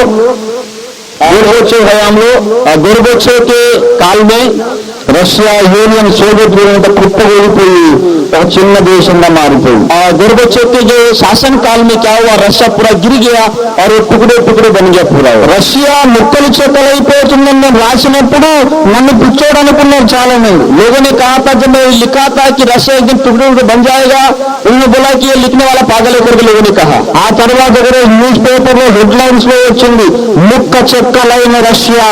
फिर एक दिन ऐसा न्यूज़पेपर में आया कि टूट चुका या टुकड़े टुकड़े बन गया रशिया देश। ఆ రోజు న్యూస్ పేపర్ పట్టుకొని హైదరాబాద్ లో నన్ను చూడడానికి వందల మంది వచ్చారు. और उस दिन न्यूज़पेपर लेकर बहुत से लोग मुझे मिलने के लिए आए। సార్ రష్యా కూలిపోతుందని మీరు 10 సంవత్సరాల కింద 5 సంవత్సరాల కింద మీరు ఎట్లా చెప్పగలిగారు?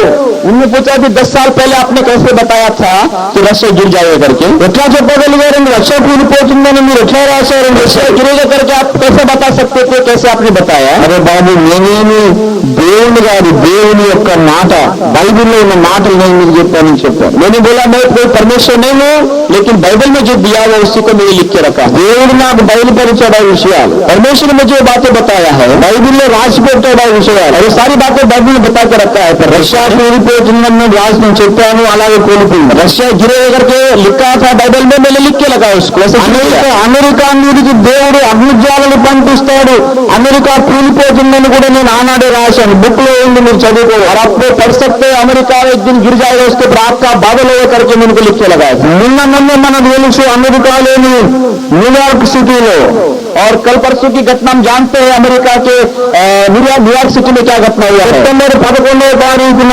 सितंबर 11 तारीख के दिन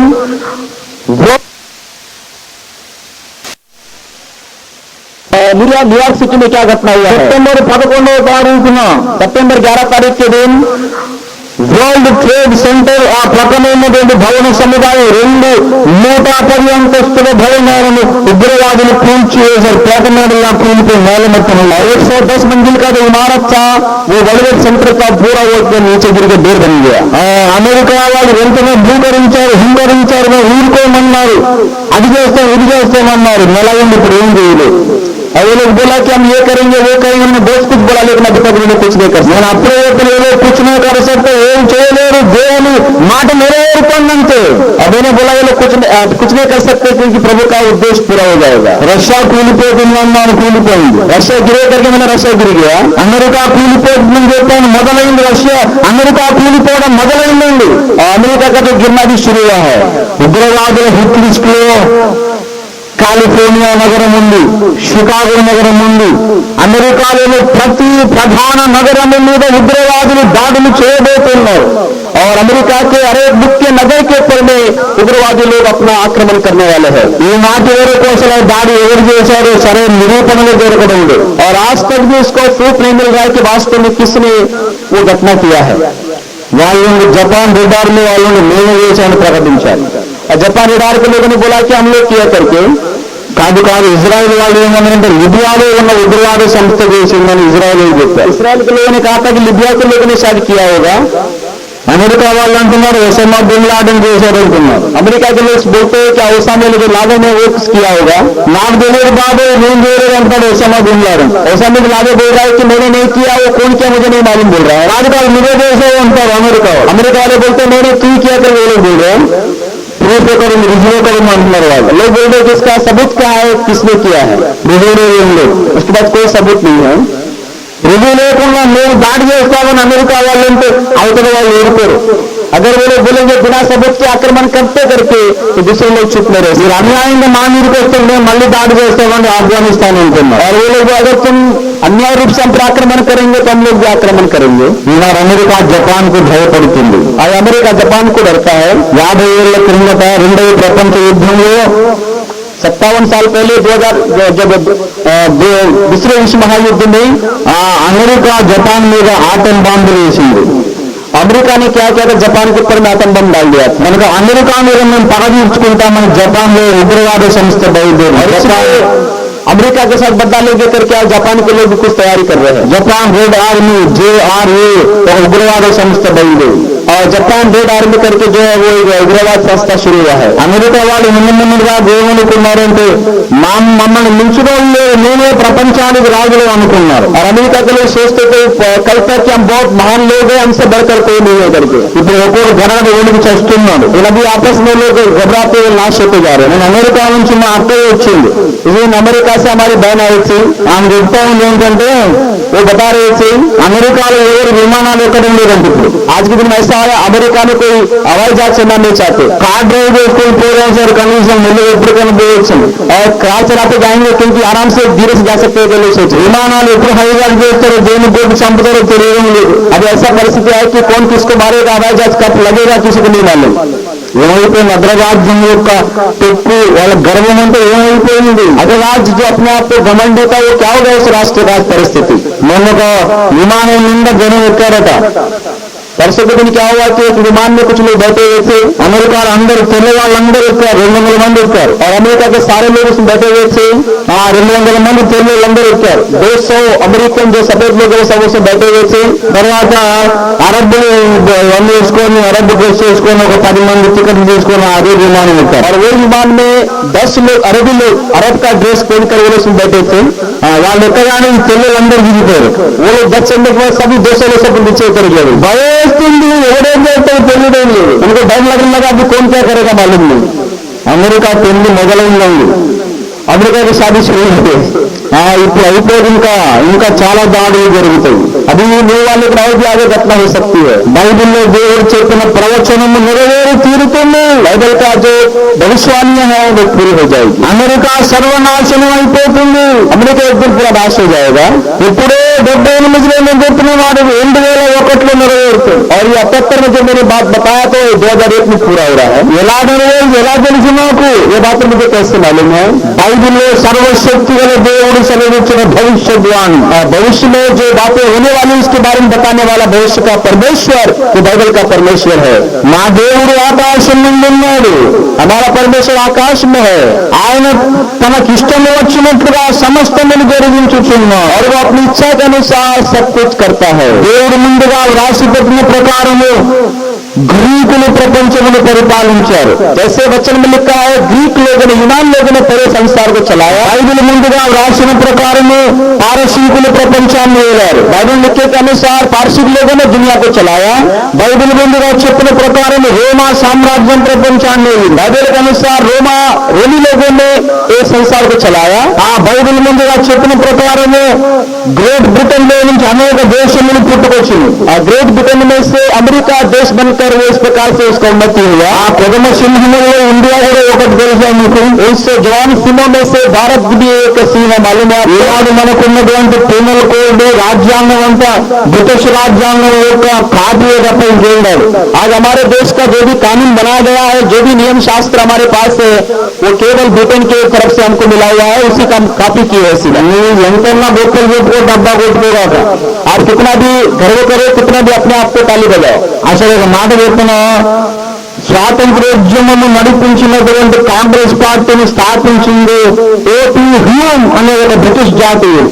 और आपको मालूम है हमारे पूरे भारत देश के स्वतंत्रता के सेना को चलाने वाला जो कांग्रेस पार्टी का उसको स्थापना करने वाला भी वो एक दूसरा व्यक्ति था. ఆ బ్రిటిష్ జాతీయుడు और ब्रिटिश जाति से आया हुआ व्यक्ति है. ఆ తెల్లోడు స్థాపించిన కాంగ్రెస్ పార్టీలో తెల్లని నిలబెట్టింది. और जो मतलब सफेद आदमी ने कांग्रेस पार्टी को उसने शुरू किया था, उसी को सब मुर्ची निकाल लिया. మమ్మల్ని తెల్లగొట్టడం కానీ మనం నేర్పించింది తెల్లడు. हम हमको ऐसा निकालो करके बताने वाले भी वो हमको सफेद लोग ही थे. ఇప్పుడు ఇట్లా పోయి ఆ రైలు పట్టాలన్నీ వేసినోడు తెల్లోడు. और आप भी जो रेलवे लाइन हमको दिख रहा है सब डालने वाले भी ये सफेद लोग ही है. కనుక నువ్వు ఎంతైనా నువ్వు ఎంతైనా రేషగాడు అయ్యావు కాక మా దేశం గొప్ప మా దేశంలో పెంట చెప్పుకున్నా పరిశీషి ప్రథమ సింహములలో ఇండియా కూడా ఒకటి. और इसलिए हम अपना देश कितने महान करके हम बताए तो बड़ी बात है, लेकिन हम भी एक सिंह में से एक सिंह है. India was not a country. एक समय भारत एक देश नहीं था. India is a sub continent of many countries. लेकिन भारत जो था बहुत सारे देशों का एक द्वीप था, एक महाद्वीप था. కొన్ని వందల కొద్ది చిన్న చిన్న చిన్న చిన్న చిన్న చిన్న దేశములు కూడా ఉండేవి. पहले यहाँ पर छोटे छोटे देश थे, जो बहुत हजारों संख्या में देश यहाँ पर थे. నా చిన్న చిన్న छोटे छोटे देशों को मिलाकर भारत देश करके इंडिया करके नाम दे दिया. ఆ తర్వాత రాజ్యాంగం రాసింది కూడా వాళ్ళ యొక్క రాజ్యాంగం అంటే కాపీ కొట్టం ఇంకేం లేదు. और उनका जो हमारा जो भी अभी कानून लिखा गया है वो कानून पूरा, और ब्रिटेन का जो कानून है उसी के अनुसार हमारा पूरा लिखा हुआ है. వాళ్ళకి హౌస్ ఆఫ్ లార్డ్స్ అని హౌస్ ఆఫ్ కామన్స్ అని ఉంటుంది. और उनका जो मतलब जो विधानसभा या लोकसभा जो होता है वो हाउस ऑफ लॉर्ड्स करके हाउस ऑफ दूसरे लोग ऐसा कुछ होता है. హౌస్ ఆఫ్ లార్డ్స్ అని ఏమో మనకేమో రాజ్యసభ అయింది. हाउस ऑफ लॉर्ड्स करके जो वो लोग बोलते हैं हम उसको राज्यसभा बोलते हैं. హౌస్ ఆఫ్ కామన్స్ ఏమో మనకు లోక్సభ అయింది. और हाउस ऑफ कॉमन्स करके लोग जो बोलते हैं वो हमको लोकसभा बन गया. ఈ రెండింటి మీద మళ్ళీ వాళ్ళకి రాణి రాజు ఉంటాడు. फिर इन सबका एक राजा या रानी होता है उन लोगों का. మనకేమో ప్రెసిడెంట్ ఆఫ్ ఇండియా అని చెప్తారు. और उसको हम प्रेसिडेंट ऑफ इंडिया करके हम बोलते हैं. అంత బ్రిటిష్ రాజ్యాంగంలో కాపీ.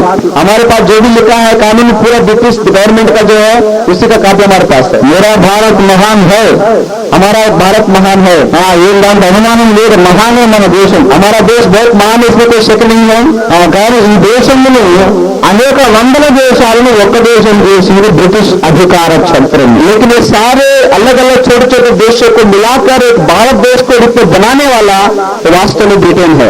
అందుకే మనము కూడా ఒక ప్రథమ సింహం. और इसलिए हम लोग भी उन्हीं में से आया हुआ ज्ञान हमारे पास है. అందుకే భారతదేశం మీద కూడా ఉగ్రవాదపు దాడులు జరుగుతుంది. और इसलिए आज भारत देश के ऊपर में भी कुछ लोग उग्रवादी का मतलब सता रहे हम लोगों को. అమెరికా మీద ఉగ్రవాదపు దాడులు జరుగుతుంది. अमेरिका देश के ऊपर उग्रवादी लोग काम कर रहे हैं. ఇండియా మీద ఉగ్రవాదపు దాడులు జరుగుతుంది. भारत देश के ऊपर भी उग्रवादी लोग बहुत काम कर रहे हैं. ఎందుకో తెలుసా? आपको मालूम है क्यों? ఈ కొదమ సింహములను బలహీనపడాలి. क्योंकि सारे जो बलवान सिंह है वो एकदम कमजोर बन जाएंगे. రష్యా దండెత్తి వేస్తుంది. रशिया उधर से आ जाएगा युद्ध करने के लिए. మనం దాన్ని ఆపలేము. हम उसको नहीं रोक सकेंगे. రష్యా పతనం అయిపోతుందని బైబిల్ చెప్పింది. रशिया गिरेगा करके बाइबल बताता है. రష్యా పతనం అయిపోయింది. रशिया गिर चुका है. అమెరికా మీద దాడులు జరుగుతాయని బైబిల్ చెప్పింది. అలాగే జరిగింది. अमेरिका के ऊपर में आक्रमण नहीं करके बाइबल बताता है वैसा हुआ है. కొదమ సింహములన్నీ బలహీనపడతాయని ఉంది. అలాగే జరిగింది. और सारे बलवान सिंह कमजोर हो गए करके लिखा है वो सब कमजोर हो रहे हैं. ఈ బైబిల్ ये बाइबल ఇంకొక మాట కూడా చెబుతాం. और एक बात बताता है. ఎవరైతే యేసుక్రీస్తు రక్తము నుండి తమ పాపములు కడుక్కున్నారో వారు మరణించిన తరువాత నరకాగ్ని గుండానికి వెళ్తారని బైబిల్ చెబుతారు. और यही बाइबल बताता है अगर कोई प्रवेश मसीह पर विश्वास करके अपने पापों से शुद्धि प्राप्त नहीं करेगा तो वो मरने के बाद नरक में जाएगा. బైబిల్లో కొన్ని విచిత్రమైన మాటలు కనబడుతున్నాయి. बाइबल में कुछ विचित्र बात लिखे हुए हैं. దేవుడని నేను మరి ఏ దేవుడును లేడు. बताता है कि मैं परमेश्वर हूं, मेरे सिवा कोई परमेश्वर नहीं। నేను తప్ప వేరొక దేవుడు నీకు ఉండకూడదు. मुझे छोड़कर और कोई परमेश्वर तुम्हारा नहीं होना। ఇవన్నీ వింటే నాకంత సంతోషంగా లేదండి. ये सारी बातें सुनने के बाद मुझे उतना खुशी नहीं है। లోకంలో చాలా దేవతలు ఉన్నారు. इन्होंने बहुत सारे देवता है। నేను ఒక్కరిని దేవుని పట్టుకుంటే ఎట్లా కుదురుతుంది? अकेला प्रभु करके बोलने के बाद कैसा हो सकता है? ఎవరి మతం వాళ్ళకున్నది. जिसका धर्म उनका है। ఈ దేవుడిని అందరు నమ్మమంటే ఎట్లా? ఎవరు నమ్ముతారు? और इसी को वैसा विश्वास करे बस कैसे विश्वास करेंगे? అలా చెప్పడం న్యాయమేనా? ऐसा प्रभु बोलना क्या सही है क्या? బైబిల్ ఎందుకు ఇలా చెబుతోంది? बाइबल पर ऐसा क्यों बोलता है? బైబిల్ ఏమని తెలుసా? बाइबल में क्या लिखा मालूम है आपको? మరి ఎవరి వలన రక్షణ కలుగదు. क्योंकि और किसी के द्वारा लोगों को मुक्ति उद्धार नहीं मिलता। ఆకాశం కింద మనుషుల్లో ఇవ్వబడిన మరి ఏ నామములో రక్షణ కలుగదు. आकाश के नीचे दिए गए नामों में से और किसी नाम के द्वारा उद्धार नहीं मिलता है। అపొస్తలుల కార్యాలు 4:12 రాయబడి लोगों के काम 4:12 में ये बात लिखा हुआ है। ఈ నామమును యేసుక్రీస్తు నామమును మనము రక్షణ పొందగలదు. यही नाम में, यीशु मसीह के नाम में ही हमको उद्धार प्राप्त करना। బైబిల్ చెబుతోంది. बाइबल बताता है నరకం అనే ఒక భయంకరమైన స్థలం ఉన్నది. नरक नामक एक भयानक स्थान है। అక్కడ అగ్నిజ్వాలలు ఉంటాయి. वहाँ पर आग का मतलब ज्वाला रहते हैं। ఆ అగ్నిజ్వాలలో పడిపోయిన వారు మరి ఎప్పటికీ బయటికి రారు. जो आग के झील में गिर जाते हैं फिर से वो वापस नहीं आएंगे। కోటాను కోట్ల సంవత్సరాలు ఇరవై కాలుతూనే ఉంటాయి. वो करोड़ों वर्षों तक वो आग में जलते जलते रहेंगे। దాహం వేస్తుంది, ఎవరు నీళ్లు ఇవ్వరు. वहाँ पर प्यास लगेगा, कोई पानी नहीं देगा। అగ్ని ఆరదు, పురుగు చావదు. वहाँ पर आग नहीं बुझता है और कीड़ा नहीं मरता। యుగయుగాల చిత్రహింస. हमेशा हमेशा वहाँ पर हिंसा दुख होता है।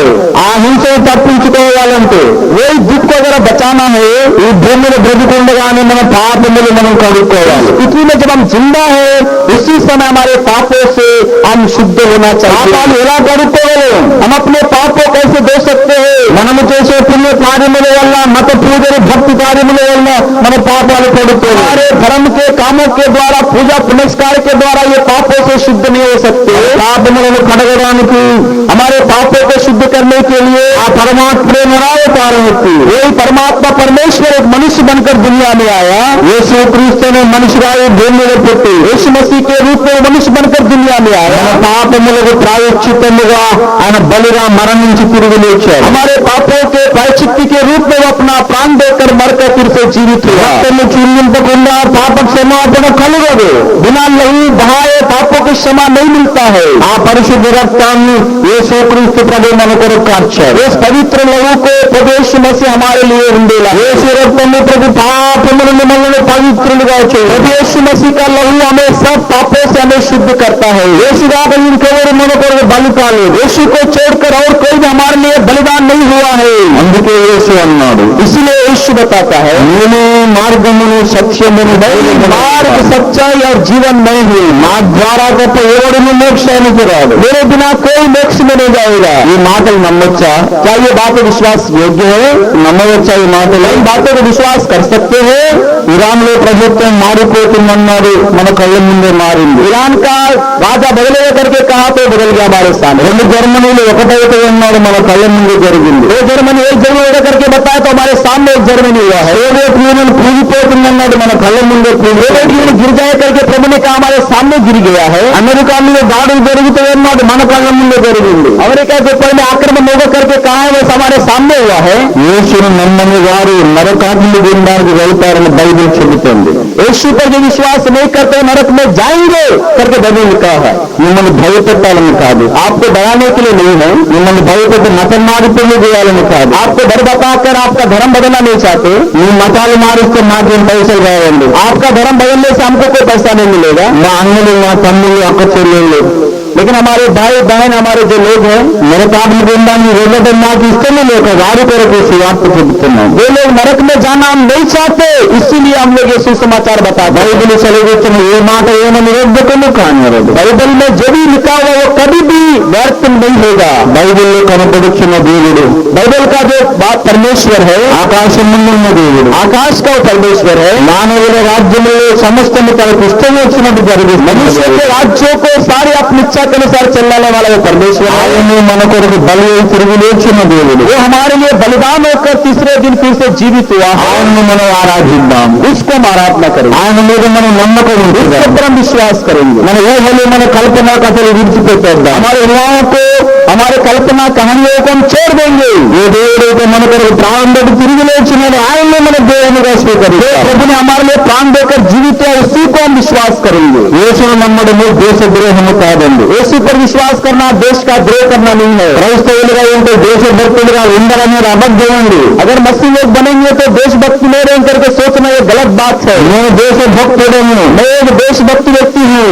నా దేశం నాకు నా తల్లితో సమానం. मेरा देश मेरे माँ के समान है। కానీ నా కొరకు ప్రాణం పెట్టిన యేసుని నమ్మడము దేశద్రోహానికి ఏ సంబంధం లేదండి. लेकिन मेरे लिए प्राण देने वाले यीशु पर विश्वास करना मेरे देश के लिए देशद्रोही नहीं करना। క్రైస్తవుడు మాత్రమే నిజమైన దేశభక్తుడు కాగలడు. एक मसीह व्यक्ति ही सही प्रकार का देशभक्त हो सकता है। కనుక దేశభక్తులుగా ఉందా అభ్యంతరం లేదు. देशभक्ति में रहना कोई गलत बात नहीं है। కానీ అసలైన దైవభక్తి కూడా మనం लेकिन हमें देवभक्ति या देवभक्ति में होना में बहुत जरूरी है।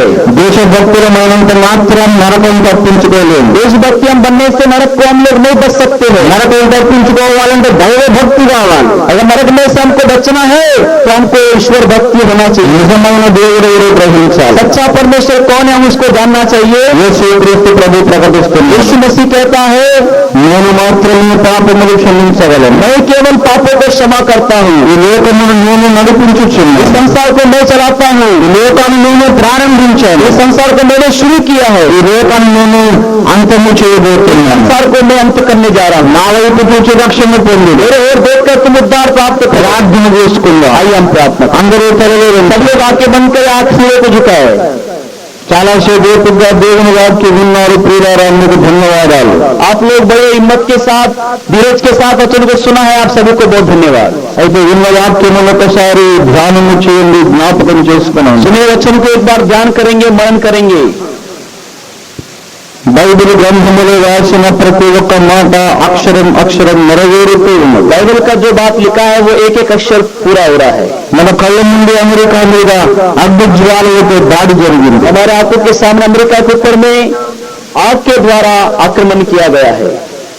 అదే బైబిల్ చెబుతోంది, యేసుక్రీస్తు ఒకడే నిజమైన రక్షకుడు. यीशु मसीह केवल एक सच्चा परमेश्वर है। యేసు రక్తము ప్రతి పాపము నుండి మనల్ని పవిత్రులుగా यीशु का लहू हमें सब पापों से हमें पवित्र करता है। ఎప్పుడైనా యేసుక్రీస్తుని హృదయంలోకి రమ్మని పిలిచావా? क्या कभी आपने यीशु को अपने दिल में आकर के पुकारे क्या? యేసు ప్రభువా, నా పాపములు క్షమించు తండ్రిని అడిగావా? क्या यीशु मसीह मेरे पापों को क्षमा कर करके आपने बोला है? యేసుక్రీస్తు అమెరికా దేవుడు అనుకుంటున్నావా? क्या यीशु को आप अमेरिका का प्रभु करके बोलते हैं क्या? కాదు కాదు, ఆయన సమస్త దేశములకు దేవుడు. नहीं, ऐसी बात नहीं है। वो सारे देशों का परमेश्वर है। లోకమంతటికి ఆయన దేవుడు. सारे दुनिया का वो परमेश्वर है। లోకములన్నిటికీ ఆయన దేవుడు. सारे दुनियाओं का वो परमेश्वर है। యేసే సృష్టికర్త. यीशु सृष्टि करता है। యేసే మీ ఆత్మలకు రక్షణనిచ్చు రక్షణకర్త. यीशु आपकी आत्माओं को उद्धार करने वाला उद्धार करता है। మన రక్షణ కొరకు రక్తములు చిందించి తిరిగి లేచినటువంటి మృత్యుంజయుడు యేసు మాత్రమే. हमारे आत्माओं को बचाने के लिए अपना प्राण देकर मृत्युंजय होने वाला जीवित परमेश्वर वो है। ఒక నిమిషం మనస్సులో ప్రార్థన చేయి. एक मिनट अपने मनों में प्रार्थना कीजिए। యేసు దేవాన్ని ఎవరో నేను గ్రహించలేకపోయాను. ए प्रभु, आप कौन है मैं अभी तक नहीं जानता था। ఏదో మామూలుగా ఒక మనిషి అనుకున్నాను. मैं एक मामूली मनुष्य समझता था। తెల్లవాళ్ళు తీసుకొచ్చిన దేవుడని అనుకున్నాను. सफेद लोग जो लेकर आए गोरे लोगों का मैं परमेश्वर सोचता था। విదేశీ దేవుడని అనుకున్నాను. विदेशी परमेश्वर करके मैं सोचता था। కాదు కాదు, నువ్వు నిజమైన దేవుడని రాత్రి గ్రహించాను. तो ऐसी बात नहीं है प्रभु, लेकिन आज रात को मैंने जान लिया कि तू सच्चा परमेश्वर है। నీవే నా కొరకు బలి లేచిన దేవుడు అని విన్నాను. मैं आज सुना कि तू मेरे लिए अपना प्राण देकर जीवित हुआ है। నమ్ముతున్నాను తండ్రి. मैं तुझ पर विश्वास करता हूँ। నా పాపములు క్షమించు. मेरे पापों को क्षमा कर। నీవు కాక ఇంకెవ్వరు నా కొరకు చనిపోయి తిరిగి లేవలేదు. कोई भी तुझे छोड़कर मेरे लिए मरकर फिर से जीवित नहीं हुआ। నువ్వు ఒక్కడే నా కొరకు ప్రాణం పెట్టావు. तू केवल अकेला है जो मेरे लिए प्राण दिया है। నా హృదయంలోనికి రాకు, तू मेरे दिल में आ प्रभु, నా పాపములను క్షమించు, मेरे पापों को क्षमा कर, నాకు రక్షణ దయచే, मुझे तो उद्धार तू दे, నన్ను నరకంలో పడకుండా తప్పించు. नरक में गिरने से तू मुझे बचा ఆ ले। రీతిగా ప్రార్థన చేసుకున్నాం. प्रार्थना करेंगे। ప్రేమ కలిగిన మా మహాపరిశుద్ధ తండ్రి, हमारे प्रेमी महान पवित्र परमेश्वर, నీతి గల నీ నోటి మాట బయలుదేరింది నాయన. धार्मिकता का तेरा वचन बाहर निकला है प्रभु, సత్యమైనటువంటి నీ నోటి మాట బయలుదేరింది ప్రభు. सच्चाई का जो तेरा वचन है तेरे मुंह से बाहर निकला है प्रभु, అది వ్యర్థముగా నీ వద్దకు మళ్ళక నీకు అనుకూలమైన, నీ దృష్టికి అనుకూలమైన దాన్ని నెరవేరుస్తుందని నమ్ముతున్నాం. वो व्यर्थ में नहीं जाएगा, लेकिन तेरी इच्छा के अनुसार जो काम करना है वो काम पूरा करेगा करके मैं विश्वास करता हूं। సంఘము లోపలి వారితోనూ సంఘమునకు వెలుపటి వారితోనూ మీరు మాట్లాడినందుకు నీకు స్తోత్రాలు. मंडली के अंदर के लोगों के द्वारा और जो बाहर के लोग उनको भी तूने उनसे भी बोला है प्रभु, इसलिए हम धन्यवाद देते हैं। నీ వాక్యమును మా హృదయంలో ఫలింపచేయండి. तेरे वचन को हमारे दिलों में तू फलवंत कर, దేవుని పట్ల మా హృదయంలో భయము పుట్టించండి. परमेश्वर के प्रति हमारे अंदर में डर को उत्पन्न कर। నువ్వు చెప్పిన ఏ మాట కూడా అది ఒట్టిగా ప్రేదని నాకు ఎల్లప్పుడూ జ్ఞాపకం ఉంచండి ప్రభువా. प्रभु जो भी तू कहता है वो कभी व्यर्थ नहीं होता है करके हमें जानने में हमारी मदद నువ్వు कर। చెప్పిన ప్రతి మాట నెరవేరుతుందని నేను నమ్ముచున్నాను. जो भी तू कहता है वो जरूर पूरा होता करके हम विश्वास करते ఈ हैं। 3 దినముల కూటములలో ప్రభువా, इन 3 दिनों के सभाओं में प्रभु వేలాది మంది నిజముగా రక్షణను పొంది రక్షింపబడిన వారు మేలుకొల్పబడి జీవింపబడుటకు సహాయం చేయండి. हजारों लोग यीशु पर विश्वास कर उद्धार पाने के लिए और जो उद्धार पाए हैं वे लोग सामर्थ्यवान होने के लिए तुम मदद कर प्रभु। ఈ వాక్యమునకు వ్యతిరేకంగా పనిచేయడానికి పథకములు పన్నుచున్న సకల చీకటి శక్తులను యేసు నామములో బంధిస్తున్నాను. मेरे वचन के विरोध में कार्य करने के लिए जो भी अंधकार की शक्तियां काम करते हैं उन तमाम शक्तियों को यीशु मसीह के नाम से हम बांध देते हैं। యేసు నామములో నీ సత్య వాక్కును విడుదల చేస్తున్నాను. यीशु के नाम में तेरे सत्य वचन को हम छोड़ देते हैं। యేసు నామములో అవిశ్వాసుల నేత్రాలకున్న పొరలు రాలిపోమని ఆజ్ఞాపిస్తున్నాను. यीशु मसीह के नाम में अविश्वासियों के आंखों पे जो पर्दा है वो गिरने के लिए हम आज्ञा देते हैं यीशु के नाम से। వాతావరణం అనుకూలపరచండి నాయన. वातावरण को अपने अच्छे रख प्रभु। పరిశుద్ధాత్మ వర్షాన్ని కుమ్మరించండి. पवित्र आत्मा के वर्षा को तो उंडेल। ఇంకా నిన్న కూటములో మాతో మాట్లాడాలి. आगे की सभा में तो हमसे बोल। యేసు నామమున వేడుచున్నాను. यीशु के नाम से प्रार्थना करते पिता, ఆమేన్. आमीन।